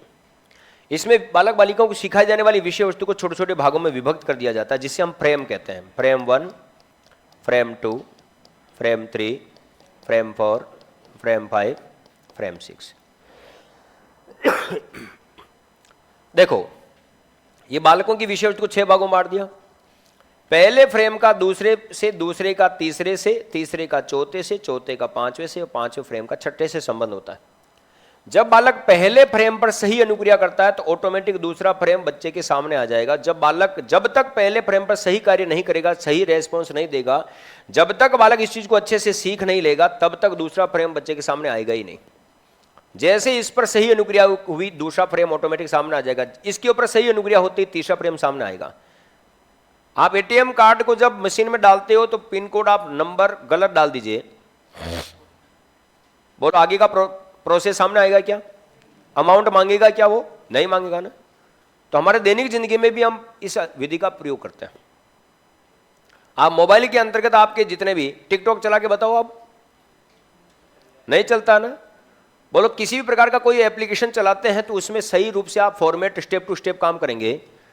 अगर आप किसी फार्म का आवेदन करें, जैसे आप थर्ड ग्रेड का फार्म भरेंगे, थर्ड ग्रेड का फार्म भरते समय उस समय अगर आपसे कोई भी एक मोबाइल नंबर भी अगर छूट गया, कॉलम खाली है, क्या वो फार्म सबमिट होगा? क्या नहीं होगा। मतलब सही क्रिया होने पर ही वो फॉर्म आगे जाएगा, आगे की स्टेप आएगी, बाकी स्टेप आगे नहीं आएगी। तो अभिक्रमित अनुदेशन विधि भी ऐसा ही है। अगर बालक पहली चीज को सही ढंग से जब तक नहीं सीखेगा तब तक दूसरी चीज सीख नहीं सकता, सामने आएगी नहीं वो। अब दिमाग में ये भी लाना चाहिए, देखो अभिक्रमित अनुदेशन विधि के जनक भी कौन है? स्किनर ही है। 1954 में इस विधि का निर्माण करने का श्रेय किसे जाता है? तो स्किनर को जाता है। क्या नाम है आपका? हाँ, क्या नाम है बेटा? पूछा मैंने, क्या कहा बताएंगे आप अभी? कौन है? स्किनर ने इसका निर्माण कब किया? 1954 में। कहाँ के हैं स्किनर? हैं? अमेरिका के। Very good. अभिक्रमित अनुदेशन विधि के कितने प्रकार हैं बेटा? कौन कौन से? ये ध्यान नहीं। अभिक्रमित अनुदेशन विधि क्यों बनाई गई? बच्चों को सिखाने। क्यों जरूरत पड़ी बच्चों को सिखाने के लिए? बच्चों को तो सिखाने के लिए हम जैसे मास्टर ही काफी है।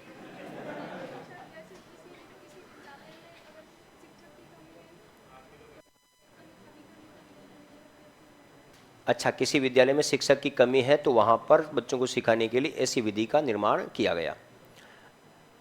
आपका भले ध्यान थोड़ा सा भटका था, लेकिन इन्होंने जो जानकारी दी है ना, बिल्कुल परफेक्ट दी है, ये हकीकत है।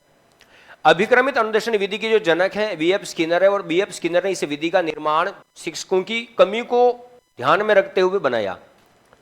एक ऐसी मशीनी विधि है जो बिना शिक्षक के ही कार्य करती है। अभिक्रमित अनुदेशन, अनुदेशन और शिक्षण दो शब्द आते हैं बेटा। हर चीज के ऊपर जानकारी आपकी होनी चाहिए। दो चीजें चलती है, एक तो होता है अनुदेशन, एक होता है शिक्षण। देखो शिक्षण तब होता है जब शिक्षक सामने हो, लेकिन अनुदेशन तब होता है जब शिक्षक सामने नहीं हो। देखो शिक्षण का मतलब होता है शिक्षक और शिक्षार्थी के मध्य चलने वाली अंत्यक्रिया, जबकि अनुदेशन का मतलब होता है सूचना देना। अब वो सूचना देने का काम कौन कर रही है? मशीन कर रही है। अब दिमाग में आता है कि सर ये मशीन बनाई क्यों, या ये विधि बनाई क्यों? तो दूसरा विश्व युद्ध जब हुआ था तो सबसे ज्यादा सैनिक मारे गए अमेरिका के, और वो जो सैनिक मारे गए वो सैनिक और कोई नहीं थे, स्कूलों में पढ़ाने वाले मास्टर ही थे। अब युद्ध में मास्टरों को लड़ने के लिए भेज दिया गया, तो वैसा आप वो सैनिक के रूप में मास्टर मर गए। अब स्कूलों में पढ़ाने वाले मास्टरों की क्या हो गई? कमी। तो उस कमी को दूर करने के लिए स्किनर ने इस विधि का क्या कर दिया बेटा? निर्माण कर दिया। और ये एक ऐसी विधि जिसमें बालक स्वयं गति से सीखता है और उसको स्वयं पुनर्बलन प्राप्त होता है। अच्छा, ये विधि प्रजातांत्रिक विधि है या प्रभुत्ववादी विधि है या बाल केंद्रित विधि है? प्रभुत्ववादी विधि का मतलब शिक्षक केंद्रित होती है। दोनों शब्दों में बताओ। अच्छा बताओ, अभिक्रमित अनुदेशन विधि शिक्षक केंद्रित विधि है या बाल केंद्रित? बाल केंद्रित। बाल केंद्रित विधि वह विधि होती है जिसका पूरा संचालन बालक करता है, और शिक्षक केंद्रित विधि वह विधि होती है जिसका पूरा संचालन शिक्षक करता है। तो यह विधि शिक्षक केंद्रित विधि है, बाल केंद्रित विधि नहीं है। अब दिमाग में आता है सर पगला गए हो क्या? अब सुनो,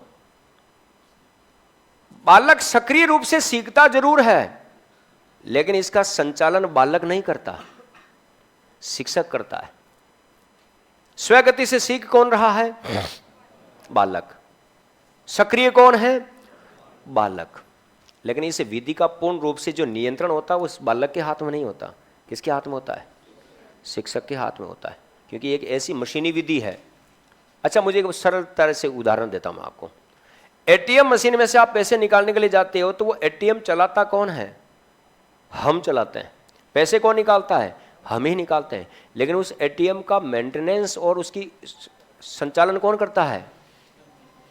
कंपनी तो कर रही है, बैंक ही तो कर रहा है। अच्छा, आपके मोबाइल में, मोबाइल किसका है? आपका। उसमें ऐप डाउनलोड किसने किया? आपने। लेकिन टिकटॉक चला के बताओ, टिकटॉक चला के बताओ, बोलो चला सकते हो क्या? मतलब इस एटीएम मशीन के अंतर्गत सॉफ्टवेयर है, बोलो सॉफ्टवेयर जो चला रहा है इस मशीन को पूर्ण रूप से कंट्रोल जो करता है, बोलो कौन करता है बेटा? शिक्षक करता है। यूटिलाइज कौन करता है? तो बालक करता है। तो ये याद रखना, ये प्रभुत्ववादी विधि है, बाल केंद्रित विधि नहीं है। हाँ, बाल केंद्रित विधि हो सकती है क्योंकि इसमें बालक केंद्रित या बालक सक्रिय रहता है, लेकिन पूर्ण रूप से संचालन बालक के हाथ में नहीं होता, नहीं होता बेटा, ठीक है, केवल एक ही रहता है ना, ये याद रखना। तो ये बाल केंद्रित विधि जो अभिक्रमित अनुदेशन विधि है, ये अभिक्रमित अनुदेशन विधि का निर्माण भी किसने किया था? स्किनर ने किया था। बहुत सारी जगह आपको बाल केंद्रित विधि मिलेगी कि अभिक्रमित अनुदेशन विधि कौन सी विधि है? बाल केंद्रित विधि। बहुत सारी जगह लिखा हुआ है, लेकिन जब इसका प्रैक्टिकली नॉलेज अगर हो ना, तब समझ में आता है सर ये बाल केंद्रित न होकर कैसी होती है? ये प्रभुत्ववादी होती है, क्योंकि इसका पूर्ण नियंत्रण किसके हाथ में होता है? शिक्षक के हाथ में होता है। अभिक्रमित अनुदेशन विधि के कितने प्रकार होते हैं? कौन कौन से? रेखीय, शाखीय, अवरोह या गणितीय, मैथमेटिक्स, कंप्यूटर। आज की बात आप ये याद करना कि अभिक्रमित अनुदेशन विधि के 5 भाग होते हैं। 4 तो आपने बता दिए, 5वां मैं बता देता हूं। स्वनिर्देशित अभिक्रमित अनुदेशन विधि। देखो, रेखीय अभिक्रमित अनुदेशन विधि के जनक कौन है? स्किनर। शाखीय अभिक्रमित अनुदेशन विधि के जनक कौन है? नॉर्मन है, क्राउडर। अवरोह या मैथमेटिक्स विधि के जनक कौन है? Thomas Gilbert. कंप्यूटर आधारित अभिक्रमित अनुदेशन विधि के जनक कौन है? डेनियल डेविस और लॉरेंस स्टोलुरो। और स्वनिर्देशित अभिक्रमित अनुदेशन विधि के जनक कौन है? बी.एस. केलर। कौन है बेटा? बी.एस. केलर। बोलो विधियां कितनी हो गई? तो थोड़ा सा वर्जन को अपडेट करें। आपने जो गाइडें पढ़ी होगी उसके अंतर्गत 3 ही प्रकार हैं। कितने प्रकार है बेटा? 3 ही प्रकार है, लेकिन मेजर प्रकार कितने हो चुके हैं? 5 प्रकार हो चुके हैं। तो भाई साहब, हम पुरानी चीजों पर अगर बैठे हुए हैं, पापा मम्मी कहा करते थे, अरे पापा मम्मी आज भी कह रहे हैं, लेकिन आज के विचारों में और पापा मम्मी के विचारों में रात दिन का क्या आ चुका है? अंतर आ चुका है। तो आपको भी अपडेट होने की जरूरत। सर ज्योग्राफी की क्लास नहीं आ रही है, जवाब दे भाई। हैं? चलिए साहब, आगे है मनोरोगियों का उपचार करने में सहायक।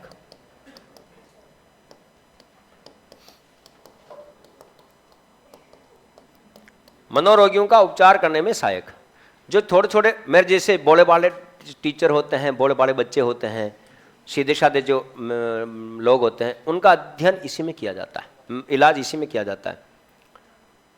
बिल्कुल सीधा साधा जो लोग होता है, सुलझे हुए, दिमाग से बिल्कुल कमजोर, है ना, बिल्कुल शक्ल से भी ऐसा लगता है कि इसको हर कोई बेवकूफ बना सकता है,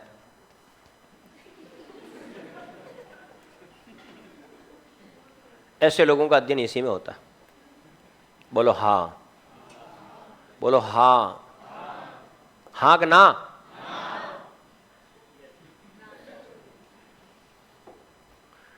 अगर ना बोला तो 3 भाई नौकरी लगे हैं, अभी तक नौकरी लगी नहीं है। तू नौकरी लगना है, हाँ या ना? नौकरी मिल गई किसको? तेरी बात कर रहा हूं मैं। वो तेरी भाई को नौकरी वो मेरी वजह से ही लगी है। अब तेरी नौकरी लगना नहीं लगना? लगना है तो इसके लिए थोड़ा सा एक उपाय करना पड़ेगा। मिठाई विठाई खिला दे इनको। पक्का? हैं? हाँ मैं दे दूंगा, हाँ वापस दे देंगे। और बोल, तो कब का फाइनल करूं? कल ही, कल, ठीक है। और अब देख, बात मेरी खाली नहीं जानी चाहिए। हाँ, तो मनोरोगियों का उपचार करने में सहायक। क्या हुआ? ये नहीं खिलाएगी तो मैं खिलाऊंगा यूं? मेरे पास पैसे नहीं है। चलिए साहब, मनोरोगियों का उपचार करने में सहायक। नंबर 5, बालक बालिकाओं को, किसको? बालक बालिकाओं को निदानात्मक, डायग्नोस्टिक, ठीक है, निदानात्मक व उपचारात्मक शिक्षण करवाने में सहायक, शिक्षण करवाने में सहायक। बालक बालिकाओं को निदानात्मक एवं उपचारात्मक शिक्षण करवाने में सहायक। देखो, निदानात्मक और उपचारात्मक शिक्षण क्या होता है ये भी समझो, आपने रीट पात्रता परीक्षा में पढ़ा होगा। बालक बालिकाओं के शैक्षणिक समस्याओं के कारणों का पता निदानात्मक शिक्षण में लगाया जाता है और उपचारात्मक शिक्षण में समस्या का समाधान किया जाता है। कारण का संबंध किससे है? निदान।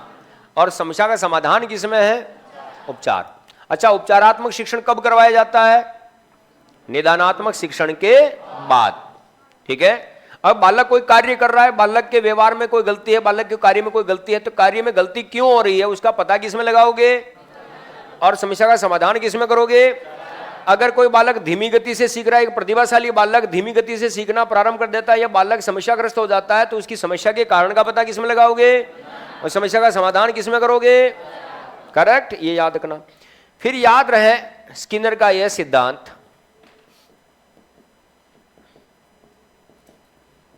किसका बेटा? स्किनर का यह सिद्धांत करके सीखने के नियम पर आधारित है। करके सीखने के नियम पर आधारित है।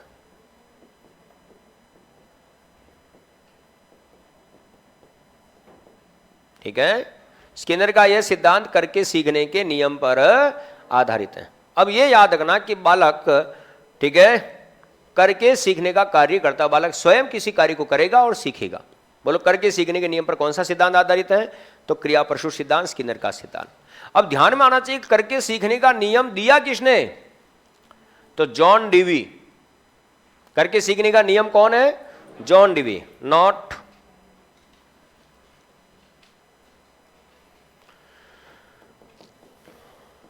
करके सीखने का नियम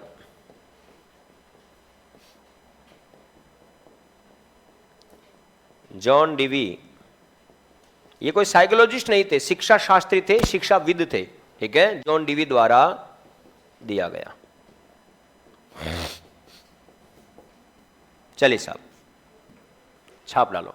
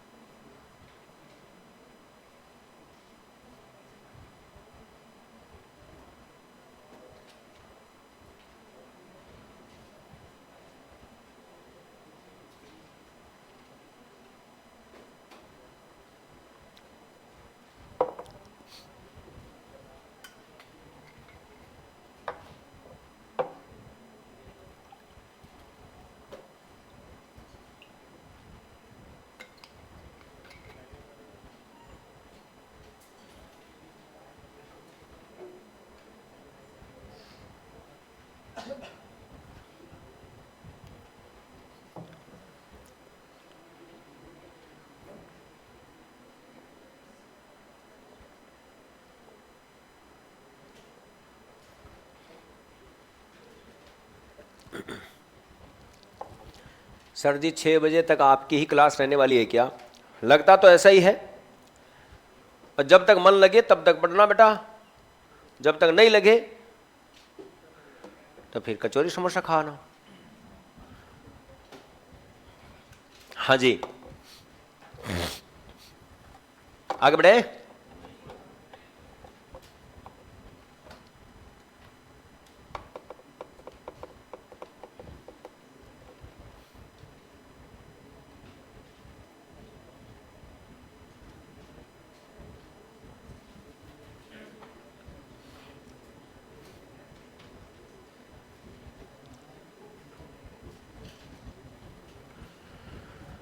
कितने सिद्धांत हुए हमारे? 3। चौथे सिद्धांत पर आ जाओ। अब जो अधिगम के सिद्धांत हैं ज्यादा बड़े नहीं हैं, छोटे छोटे सिद्धांत हैं और प्रैक्टिकल हैं। तो देखें,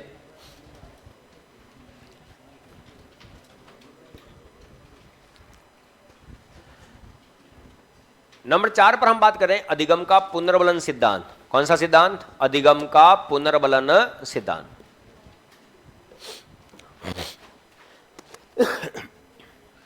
अधिगम का पुनर्बलन सिद्धांत नंबर 4।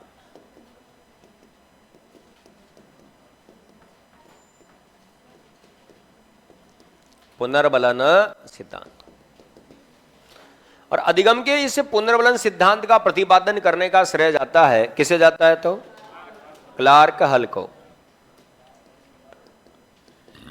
किसे जाता है बेटा? क्लार्क हल को। सिद्धांत कब दिया? 1915। किताब का नाम,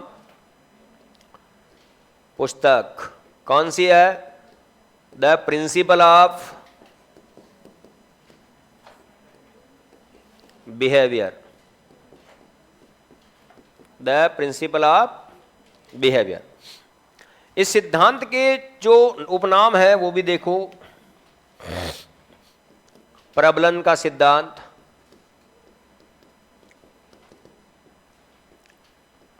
अधिगम का क्रमबद्ध सिद्धांत,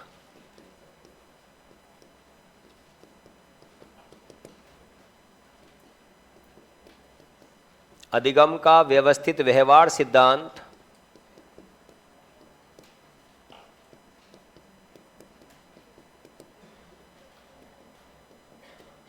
अधिगम का सबलीकरण सिद्धांत,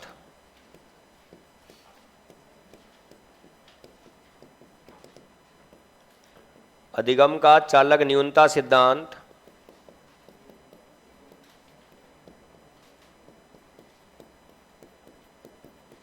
अधिगम का चालक न्यूनता सिद्धांत, अधिगम का गणितीय गणना सिद्धांत,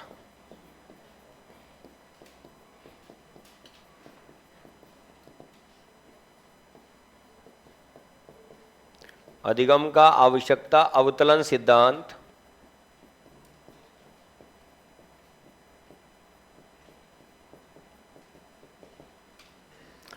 तो ये सारे के सारे नाम और उपनाम जो हैं इसी के हैं। अधिगम का पुनर्बलन सिद्धांत को, प्रबलन सिद्धांत को, अधिगम का क्रमबद्ध सिद्धांत को, अधिगम का व्यवस्थित व्यवहार सिद्धांत को, अधिगम का सबलीकरण सिद्धांत को, अधिगम का चालक न्यूनता सिद्धांत को, अधिगम का गणितीय गणना सिद्धांत कहो, अधिगम का आवश्यकता अवतलन सिद्धांत को। बोलो, ये सारे के सारे नाम किसमें संबंधित है? क्लार्क हल से संबंधित है। सिद्धांत कब दिया? 1915। पुस्तक कब है? The principle of behaviour. Correct. नाम पते लिखो।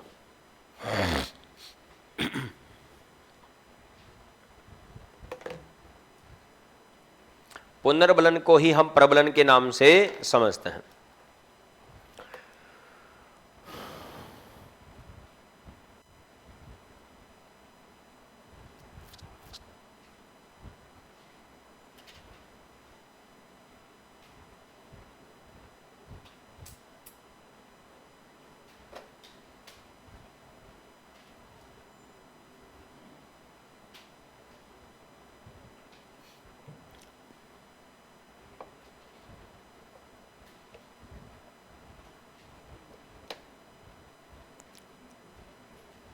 और परबलन को अगर हम हिंदी में समझे तो बल बढ़ाने वाला या गति बढ़ाने वाला। तो पुनर्बलन भी क्या करता है?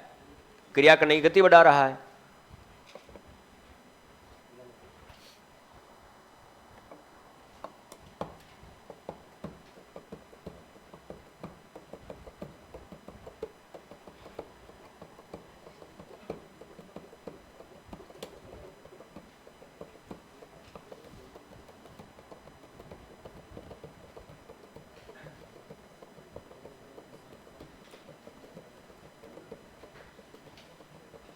चलिए, यहां तक कंप्लीट है।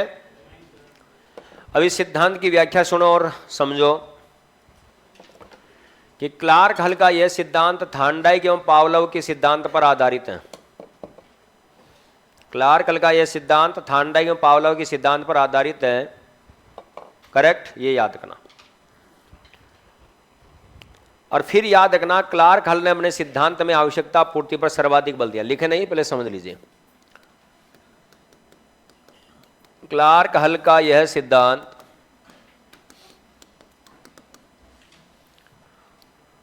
थांडाइक एवं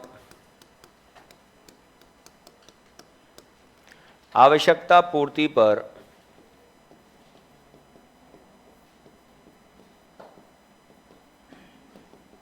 सर्वाधिक बल है। यस, क्लार्क लगाए सिद्धांत थांडाइक एवं पावलोव के सिद्धांत पर एवं पावलोव के सिद्धांत पर आधारित है। अब सबसे मेजर बात है इस सिद्धांत की, याद रखना, नॉट क्लार्क हल ने अपने सिद्धांत का या अपने सिद्धांत में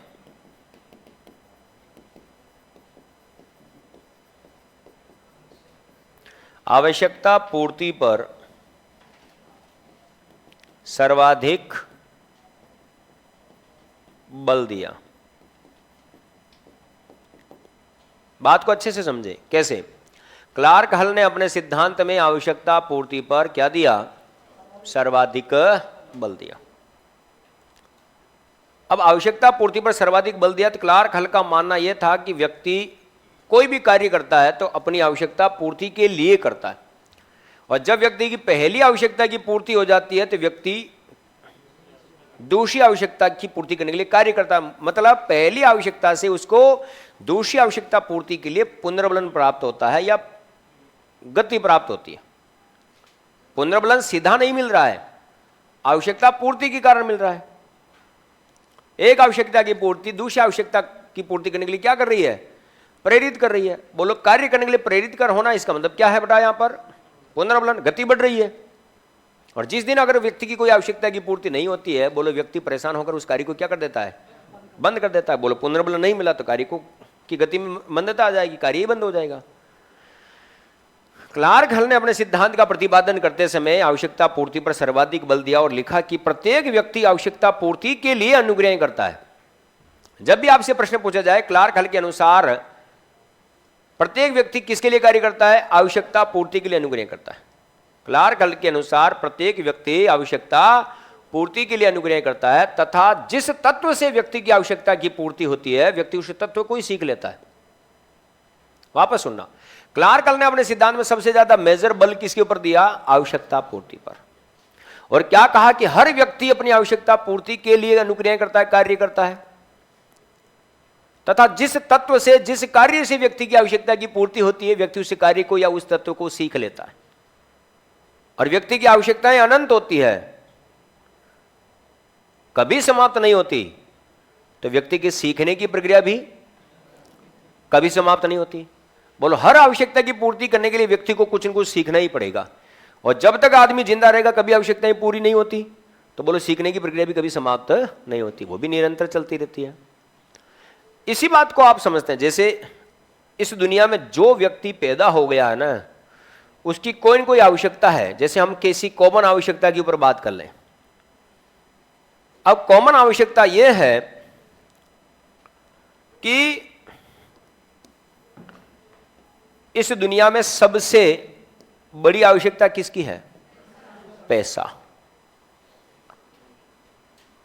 बाप बड़ा न भैया, पैसा बोलता है बाबा, पैसा बोलता है ना? बोलो हाँ या ना? पैसा बोलता है। तुम्हारे जेब में 10,000 रुपए पड़े हो तो तुम नहीं बोल रहे हो, पैसा बोल रहा है। अच्छा, ऐसे ही समझा है क्या? हाँ, पैसा ही बोलता है। मैं पैसा बोल रहा हूं? मेरे पास में तो कुछ नहीं, खाली है जेब में, है ना? पैसों की बोल रहा हूं, पैसा बोलता है। और हम सभी की रिक्वायरमेंट क्या है? पैसा। अच्छा, तुम नौकरी क्यों लगना चाहती हो? हाँ?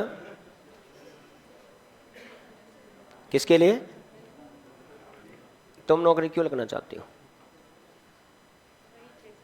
पैसा कमाने के लिए। तुम पैसा कमाने के लिए, पढ़ाने का कोई उद्देश्य नहीं है। अच्छा, तुम्हारे पैसे क्यों चाहिए? तुम्हारे लिए तो पैसा कमाने के लिए तो एक आदमी की तुम्हारे मम्मी पापा नियुक्ति कर दी, वो कमा के लाएगा, फिर तुम्हें नौकरी क्यों करनी है? सही बात है। अपने वो हिसाब किताब सब वो देख लेगा, तुम तो जिंदगी जियो। हिसाब किताब क्या होता है? फ्रीडम किस बात की? तो वो तो उसको कहो, एक मोटी मोटी आंखें दिखाओ, वो जो चाहो वो करो। इसके लिए नौकरी करने की क्या जरूरत है?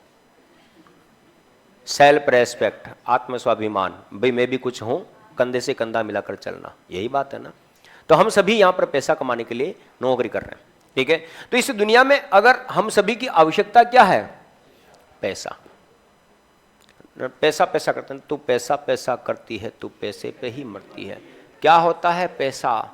पैसों की लगा दूं ढेरी, लगा साला हम भी, है ना, कुछ हाथों में नहीं, ये शर्ट खोलकर भर भर के ले जाएंगे हम, है ना, यहां से आस्तीन बांध के इसमें ठूस ठूस के भर के ले जाऊं, लगा तो सही, बोलो है या ना। तो पैसा हमारी आवश्यकता है। क्या है बेटा? आवश्यकता। इस आवश्यकता की पूर्ति प्रत्येक व्यक्ति, क्लार्क ने क्या कहा कि हर व्यक्ति अपनी आवश्यकता पूर्ति के लिए कार्य करता है, तथा जिस तत्व से आवश्यकता की पूर्ति होती है व्यक्ति उस कार्य को ही सीख लेता है। बोलो आपकी आवश्यकता क्या है? पैसा। तो आपको पता है कि इस पैसे की आवश्यकता की पूर्ति कैसे होगी? तो पढ़ाई करने से। बोलो आपने क्या करना शुरू कर दिया? पढ़ाई। आप क्या कर रहे हो? पढ़ाई। तो ही तो नौकरी मिलेगी, पैसा आएगा। आहा, पंडित कैसा रहे है? पहले से फर्क है? अच्छा, मेरे बिना मन नहीं लग रहा तेरा?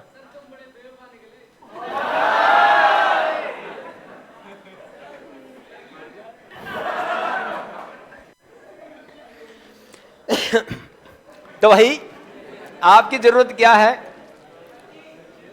जहां जाता हूं छाप छोड़ के आता हूं।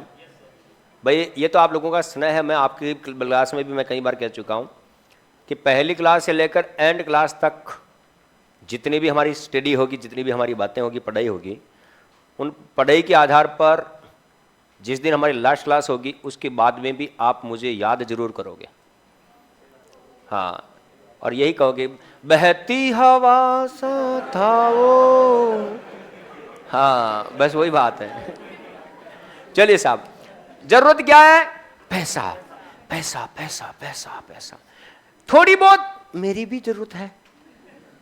तो बोलो एक शिक्षक की भी जरूरत है आवश्यकताओं की पूर्ति करने के लिए। तो भाई साहब शिक्षक को भी क्या चाहिए? पैसा। तो मुझे पता चल गया कि मेरे को भी पैसों की रिक्वायरमेंट आवश्यकता है। तो बोलो मैंने क्या करना शुरू कर दिया? पढ़ाना शुरू कर दिया। ठीक है। ये डीजे वाला जो भैया बेटा है ना, इसकी भी जरूरत क्या है? पैसा। तो इसने भी डीजे बजाना सीखा, है ना। डीजे महेंद्र चौधरी, है ना। हाँ वो ना डीजे महेंद्र चौधरी 978466। यही तो है, ये नहीं है। चलिए, तो भाई साहब ये पैसा के लिए तो है। किसी जैसे भिखारी होता है, चोर होता है, बेचारा चोर, है ना, दूध वाला, सब्जी वाला, है ना, क्या है? सब्जी वाला, अंबानी परिवार। बोलो आए दिन नए नए प्रोडक्ट लॉन्च करना। बोलो इनकी भी किसकी आवश्यकता है? बोलो नई नई चीजें वो सीख रहे हैं, नई नई चीजें अप्लाई कर रहे हैं। एक भिखारी भीख मांगता है तो उसने भीख मांगना सीखा है। वो मां के पेट से भीख मांगने का ट्रेनिंग लेकर नहीं आता, वो भीख मांगना जन्म लेने के बाद सीखता है। तो उसने भीख मांगना सीखा है। उसको पता है कि मेरी आवश्यकता की पूर्ति भीख मांगने से ही होगी, तो उसने भीख मांगना सीखा है। ये कार्य हुनर है। आप किसी भी ट्रैफिक सिग्नल पर रुको, किसी भी बत्ती पर रुको, वहां पर 4-5 आएंगे, है ना। आजकल वो महिलाएं जो बड़ी होती है ना, बड़ी ट्रेंड हो गई, वो छोटे बच्चों को लेकर आ जाती है ऐसे, है ना। बोलो सही है गलत? मतलब छोटे बच्चों के ऊपर दया करके उनको कुछ तो मिल जाए। तो ये सारी बातें किसके अंतर्गत? इन तथ्यों के अंतर्गत आता है। फिर याद रखना, जैसे चोर है, अब चोर बेचारा अपनी मर्जी से चोरी नहीं करता, उसकी मजबूरी है, उसकी आवश्यकता की पूर्ति कर रहा है वो भी। देखो चोरी करना कोई पाप नहीं है, चोरी करना हाथ का हुनर होता है, तो उसने चोरी करना सीखा है ना। दूध वाला सर्दी गर्मी बरसात कुछ भी हो, शाम सुबह 9 बजे 10 बजे भौंक दूध, भाई साहब कार्य तो कर रहा है वो। सब्जी वाला शाम आपके पीजी के बाहर, रूम के बाहर आलू मटर गोभी भिंडी लगी, बोलो उसने अलग अलग प्रकार से आवाज लगाना सीखा है। बोलो क्यों? आवश्यकता की पूर्ति कर रहा है पैसों के लिए। अंबानी परिवार अलग अलग प्रकार से, दीपावली के दिनों में एक वो आता है रद्दी पेपर वाला, जो पुरानी चीजें फटी टूटी चीजें रद्दी वगैरह लेता है, ये बाटा टूटा बनाना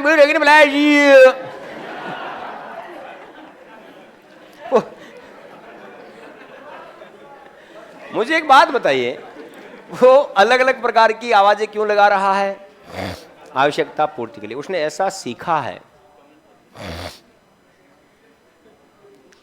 क्लार्क हल ने सबसे ज्यादा अपने सिद्धांत में किसके ऊपर बल दिया?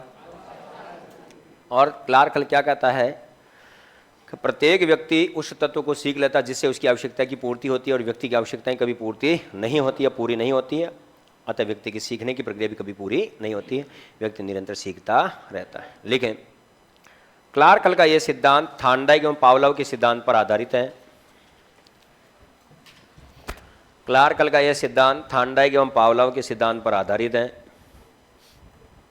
क्लार्क हल का यह सिद्धांत थार्नडाइक एवं पावलोव के सिद्धांत पर आधारित है। थार्नडाइक एवं पावलोव के सिद्धांत पर क्या है बेटा? आधारित है।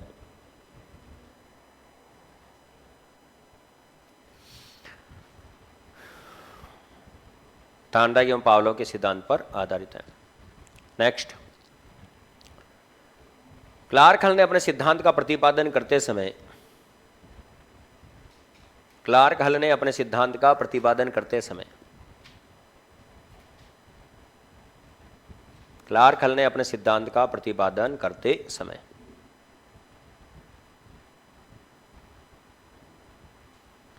आवश्यकता पूर्ति पर सर्वाधिक बल दिया। क्लार्क हल ने अपने सिद्धांत का प्रतिपादन करते समय आवश्यकता पूर्ति पर सर्वाधिक बल दिया। क्लार्क हल ने अपने सिद्धांत का प्रतिपादन करते समय आवश्यकता पूर्ति पर सर्वाधिक बल दिया। नेक्स्ट लिखना,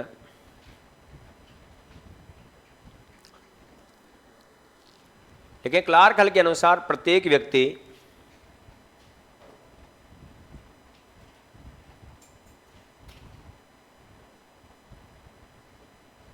क्लार्क हल के अनुसार प्रत्येक व्यक्ति क्लार्क हल के अनुसार प्रत्येक व्यक्ति अपनी आवश्यकता पूर्ति के लिए अनुक्रियाएं करता है। क्लार्क हल के अनुसार प्रत्येक व्यक्ति अपनी आवश्यकता पूर्ति के लिए अनुक्रियाएं करता है। प्रत्येक व्यक्ति अपनी आवश्यकता पूर्ति के लिए अनुक्रियाएं करता है। अपनी आवश्यकता पूर्ति के लिए क्या करता बेटा? अनुक्रियाएं करता है। तथा जिस तत्व से व्यक्ति की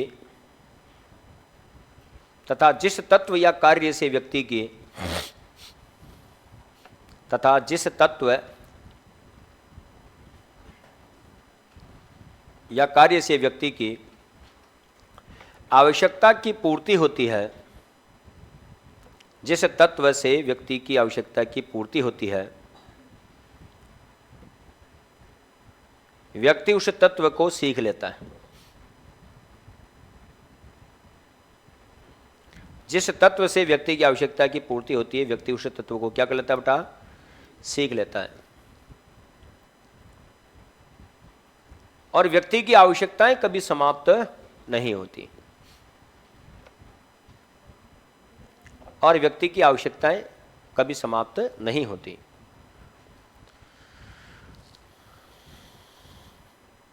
व्यक्ति की आवश्यकताएं कभी समाप्त नहीं होती। व्यक्ति की आवश्यकताएं कभी समाप्त नहीं होती। अतः व्यक्ति के सीखने की प्रक्रिया भी कभी समाप्त नहीं होती। अतः व्यक्ति के सीखने की प्रक्रिया भी कभी समाप्त नहीं होती। अतः व्यक्ति के सीखने की प्रक्रिया भी कभी समाप्त नहीं होती, निरंतर चलती रहती है। अतः व्यक्ति के सीखने की प्रक्रिया भी कभी समाप्त नहीं होती, निरंतर चलती रहती है। निरंतर चलती रहती है।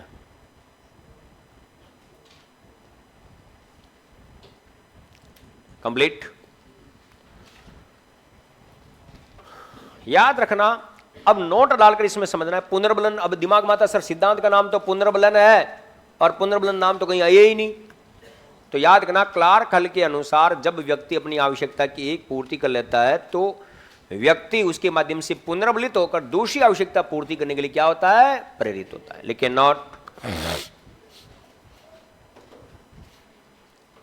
नॉट क्लार्क हल के अनुसार जब व्यक्ति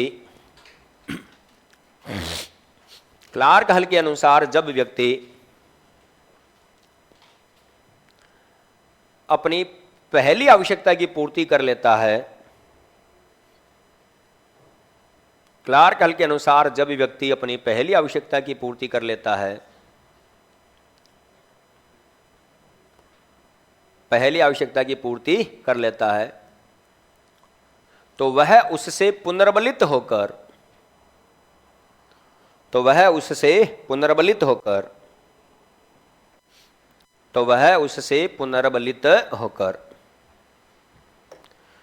अपनी दूसरी आवश्यकता की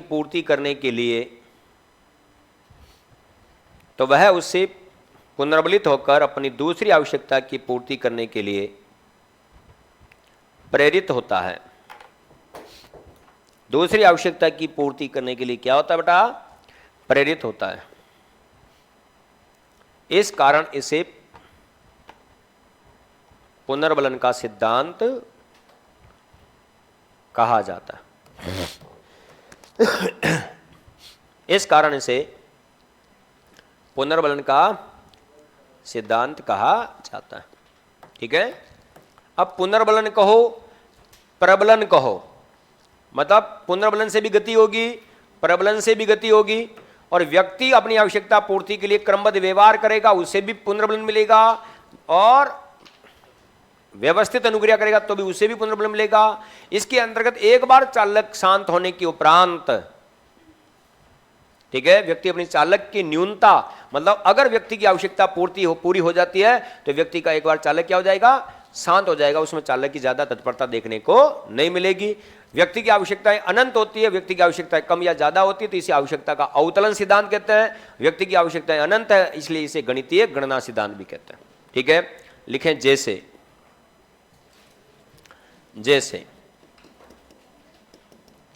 कि प्रत्येक व्यक्ति अपनी आवश्यकता पूर्ति के लिए कार्य करता है तथा जिस तत्व से व्यक्ति की आवश्यकता की पूर्ति होती है व्यक्ति उस तत्व को सीख लेता है, और व्यक्ति की एक आवश्यकता की पूर्ति व्यक्ति को दूसरी आवश्यकता पूरी करने के लिए क्या करती है, पुनर्बलित करती है। इस कारण इसे पुनर्बलन का सिद्धांत कहते हैं। अब ये पुनर्बलन आखिरकार चलेगा कैसे उसको समझो। अच्छा बताओ, क्लार्क हल ने अपने सिद्धांत में सबसे जो मेजर पावर दिया है वो किसके ऊपर दिया है, आवश्यकता पर। किसके ऊपर दिया बेटा, आवश्यकता पर। अब आवश्यकताएं कितने प्रकार की होती है, तो दो, शारीरिक और मानसिक। पहली कौन सी आवश्यकता, शारीरिक, दूसरी कौन सी आवश्यकता, मानसिक। अब ध्यान दीजिएगा, शारीरिक और मानसिक जो आवश्यकताएं हैं, ध्यान रखना, आवश्यकता की वजह से क्या पैदा होता है, चालक, जैसे हम कहते हैं प्रणोदन। क्या कहते हैं बेटा, इसे हम ड्राइव भी कहते हैं, अंग्रेजी में बोले तो ड्राइव। ठीक है, यह याद रखना, प्रत्येक व्यक्ति की क्या होती है, आवश्यकता। आवश्यकता कितने प्रकार की, दो, शारीरिक और मानसिक। आवश्यकता के कारण उत्पन्न क्रिया क्या कहलाएगी, प्रणोदन, चालक या ड्राइव। जैसे ही व्यक्ति में चालक पैदा होता है, बोलो कार्य करने की क्या पैदा हो जाएगी, उसमें अभिप्रेरणा। क्या पैदा होगी, अभिप्रेरणा। अभिप्रेरणा के व्यक्ति के कारण व्यक्ति क्या करना शुरू कर देगा, अनुक्रिया। अनुक्रिया शुरू होते ही क्या आ जाएगी, बाधाएं। बाधाओं के समय क्या हो जाएगा, तनाव। तनाव के समय हमें किसकी जरूरत पड़ती है, पुनर्बलन। और पुनर्बलन जब मिल जाता तो हमारी आवश्यकता की क्या हो जाती है? पूर्ति हो जाती है, आवश्यकता की पूर्ति। और फिर नई आवश्यकता के लिए हम तैयार रहते हैं। बोलो, शुरुआत कहां से हुई थी? आवश्यकता। खत्म कहां हो रहे हैं? आवश्यकता की पूर्ति। बोलो, आवश्यकता की पूर्ति क्यों हो रही है? क्या मिल गया? पुनर्बलन। ठीक है, समझो कैसे। आपके जीवन के अंतर्गत अगर हम बात करते हैं तो सबसे मेजर बात है नौकरी की आवश्यकता। नौकरी का मतलब क्या है? पैसा। तो व्यक्ति की शारीरिक आवश्यकता, ये पैसा व्यक्ति की शारीरिक आवश्यकता भी है और पैसा व्यक्ति की मानसिक आवश्यकता भी है। पैसा है तो बढ़िया बढ़िया कपड़े, जूते, हर प्रकार की भौतिक सुख सुविधाएं आएगी आएगी। और पैसा है तो दिमाग काम करता है, बाकी दिमाग काम ही नहीं करता। हम कभी कभी कहते हैं यार क्या आदमी ने दिमाग पाया यार, दिमाग पाया, दिमाग कुछ नहीं है भाई साहब, पैसा चल रहा है। साला हमारे पास में पैसा हो तो हमारा दिमाग चले नहीं, दौड़े, है ना। मेरा तो कहां दौड़ता है यार, मतलब निष्क्रिय माइंड है अपना तो। ठीक है, तो ये सारी बातें किसके ऊपर डिपेंड है बेटा? आवश्यकता पूर्ति के ऊपर डिपेंड है। किसके ऊपर डिपेंड है? आवश्यकता पूर्ति के ऊपर डिपेंड है। तो ये आवश्यकता पूर्ति की जो लॉजिक है, इसको ये समझना है कि हर व्यक्ति की आवश्यकता, ये आवश्यकता दो प्रकार की है, फिजिकली और मेंटली। ये फिजिकली रिक्वायरमेंट के कारण भी व्यक्ति कार्य करता है और मेंटली रिक्वायरमेंट के कारण भी व्यक्ति कार्य करता है। अब पैसा, मानसिक आवश्यकता कैसा है? पैसा अगर जेब में हो तो हम 17 प्रकार की बातें सोचते हैं, और पैसा नहीं हो तो घर में से बाहर ही नहीं निकलते, कमरे में बैठे रहते हैं। कमी किसकी? पैसों की। पैसों की कमी को दूर करने के लिए हमने नौकरी का ठाना, और नौकरी करने के लिए हमें पढ़ना पड़ेगा। अब भाई साहब यहां तक तो हमारी ये पैसे की भूख ही है, ये चालक हमारा क्या है? पैसों की भूख है। इस भूख को शांत करने के लिए हमने क्या किया? विचार किया गया तैयारी करूं। तो तैयारी करने के लिए प्रेरित करने वाली प्रक्रिया क्या है? अभिप्रेरणा। किसी भी कार्य की शुरुआत कौन करवाता है? अभिप्रेरणा। ठीक है, ये याद करना। और ये अभिप्रेरणा क्यों आई? क्योंकि हर व्यक्ति की आवश्यकता होती है, आवश्यकता चालक को जन्म देती है।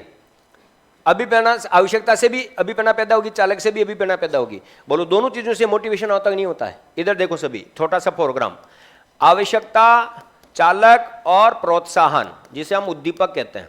या हाँ, ठीक है, ये ध्यान रखना। नीड, ड्राइव और इंसेंटिव इक्वल टू मोटिवेशन। हिलगार्ड का अभिप्रेरणा चक्र आता ना। हर व्यक्ति की आवश्यकता होती है, आवश्यकता चालक को जन्म देती है, और प्रोत्साहन की प्राप्ति से चालक शांत होता है। और इन तीनों की वजह से क्या पैदा होती है? अभिप्रेरणा। मतलब ये तीनों क्या है? अभिप्रेरणा के स्रोत हैं, सोर्स ऑफ मोटिवेशन। कभी भी प्रश्न पूछा जाए अभिप्रेरणा के स्रोत होते हैं।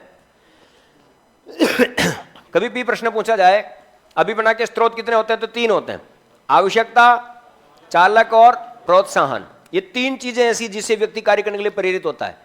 हर व्यक्ति आवश्यकता पूर्ति के लिए कार्य करेगा, हर व्यक्ति चालक को शांत करने के लिए कार्य करेगा, हर व्यक्ति उद्दीपक की प्राप्ति के लिए कार्य करेगा। तो ये कार्य करने के लिए प्रेरित करने वाला एक शब्द कौन सा बनता है? अभिप्रेरणा। तो भाई साहब आपकी आवश्यकता भी थी और ये चालक भी पैदा हो गया। बोलो, आप में क्या पैदा हो जाएगी? अभिप्रेरणा। तो मैं तो पढ़ाई करूंगा, मतलब मन में विचार कर लिया मुझे पढ़ाई करना। पढ़ने के लिए जयपुर आ गए, अनुक्रिया शुरू हो गई, मतलब पढ़ाई शुरू हो गई। जयपुर आते ही प्रॉब्लम आ गई, रूम रेंट देना है, खाने की व्यवस्था नहीं है, कोचिंग की फीस देनी है। बोले प्रॉब्लम आ गई। अब ऐसा प्रॉब्लम आ गई तो टेंशन में आ गए,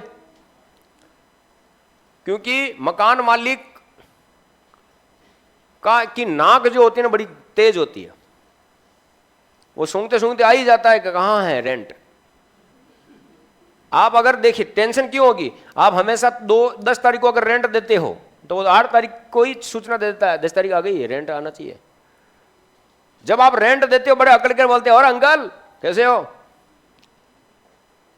और रेंट अगर आप 8 दिन ऊपर निकल जाए तो भाई साहब दरवाजा ही बड़े प्रेम से खोलते हो, कहीं मकान मालिक आने जाए। बोलो चुपके चुपके से निकलते हो, और जब सामने आ जाता है कि रेंट नहीं आया 10 दिन हो गए आज, वो अंकल घर में थोड़ी सी प्रॉब्लम चल रही थी जो पापा ने भेजी नहीं, मेरी बात हुई है 1-2 दिन में भेज देते हैं।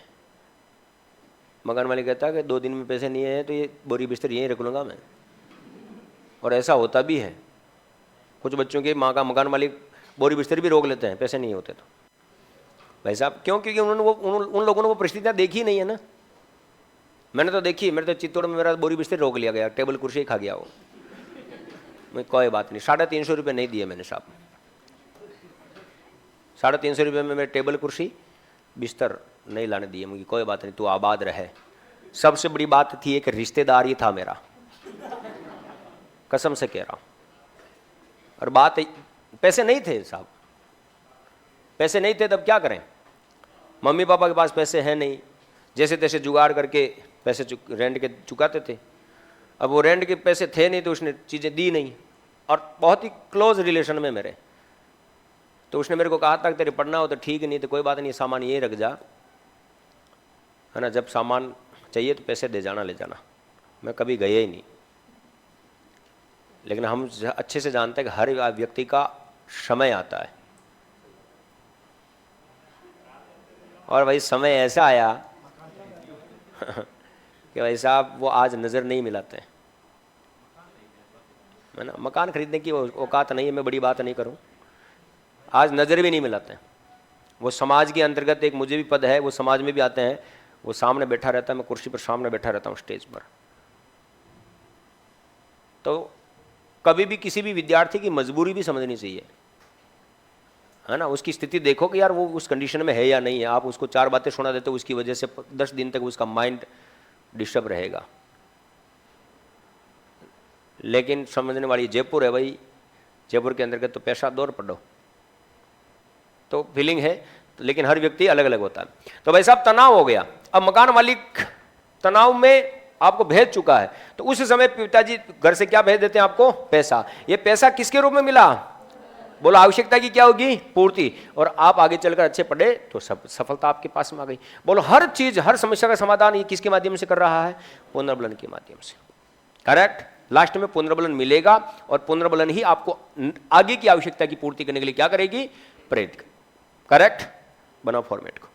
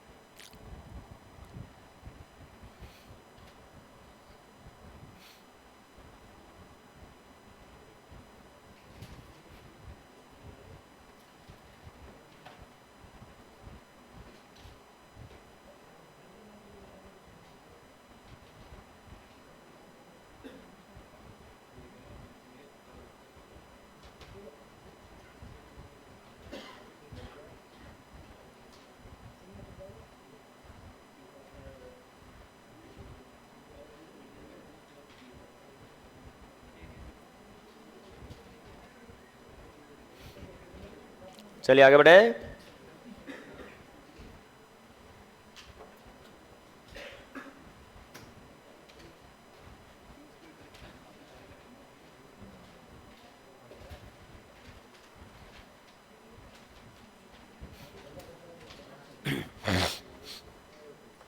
चलिए आगे का फॉर्मेट ध्यान रखना। क्लार्क हल के इस सिद्धांत का समर्थन करते हुए स्किनर ने लिखा कि यह आज तक का अधिगम का सर्वश्रेष्ठ सिद्धांत है। लिखें, क्लार्क हल ने सॉरी स्किनर ने कहना, स्किनर ने क्लार्क हल के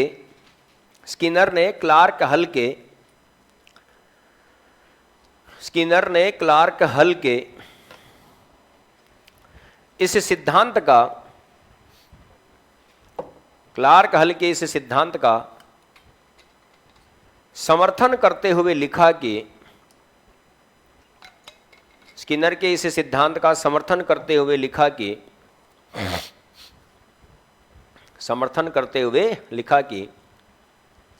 यह आज तक का अधिगम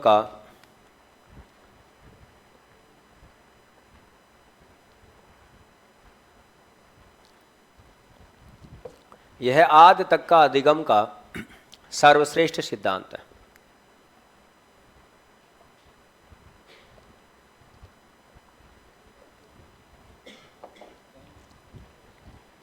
यह आज तक का अधिगम का सर्वश्रेष्ठ सिद्धांत है। बाकी बातें हम अगली क्लास में बात करेंगे।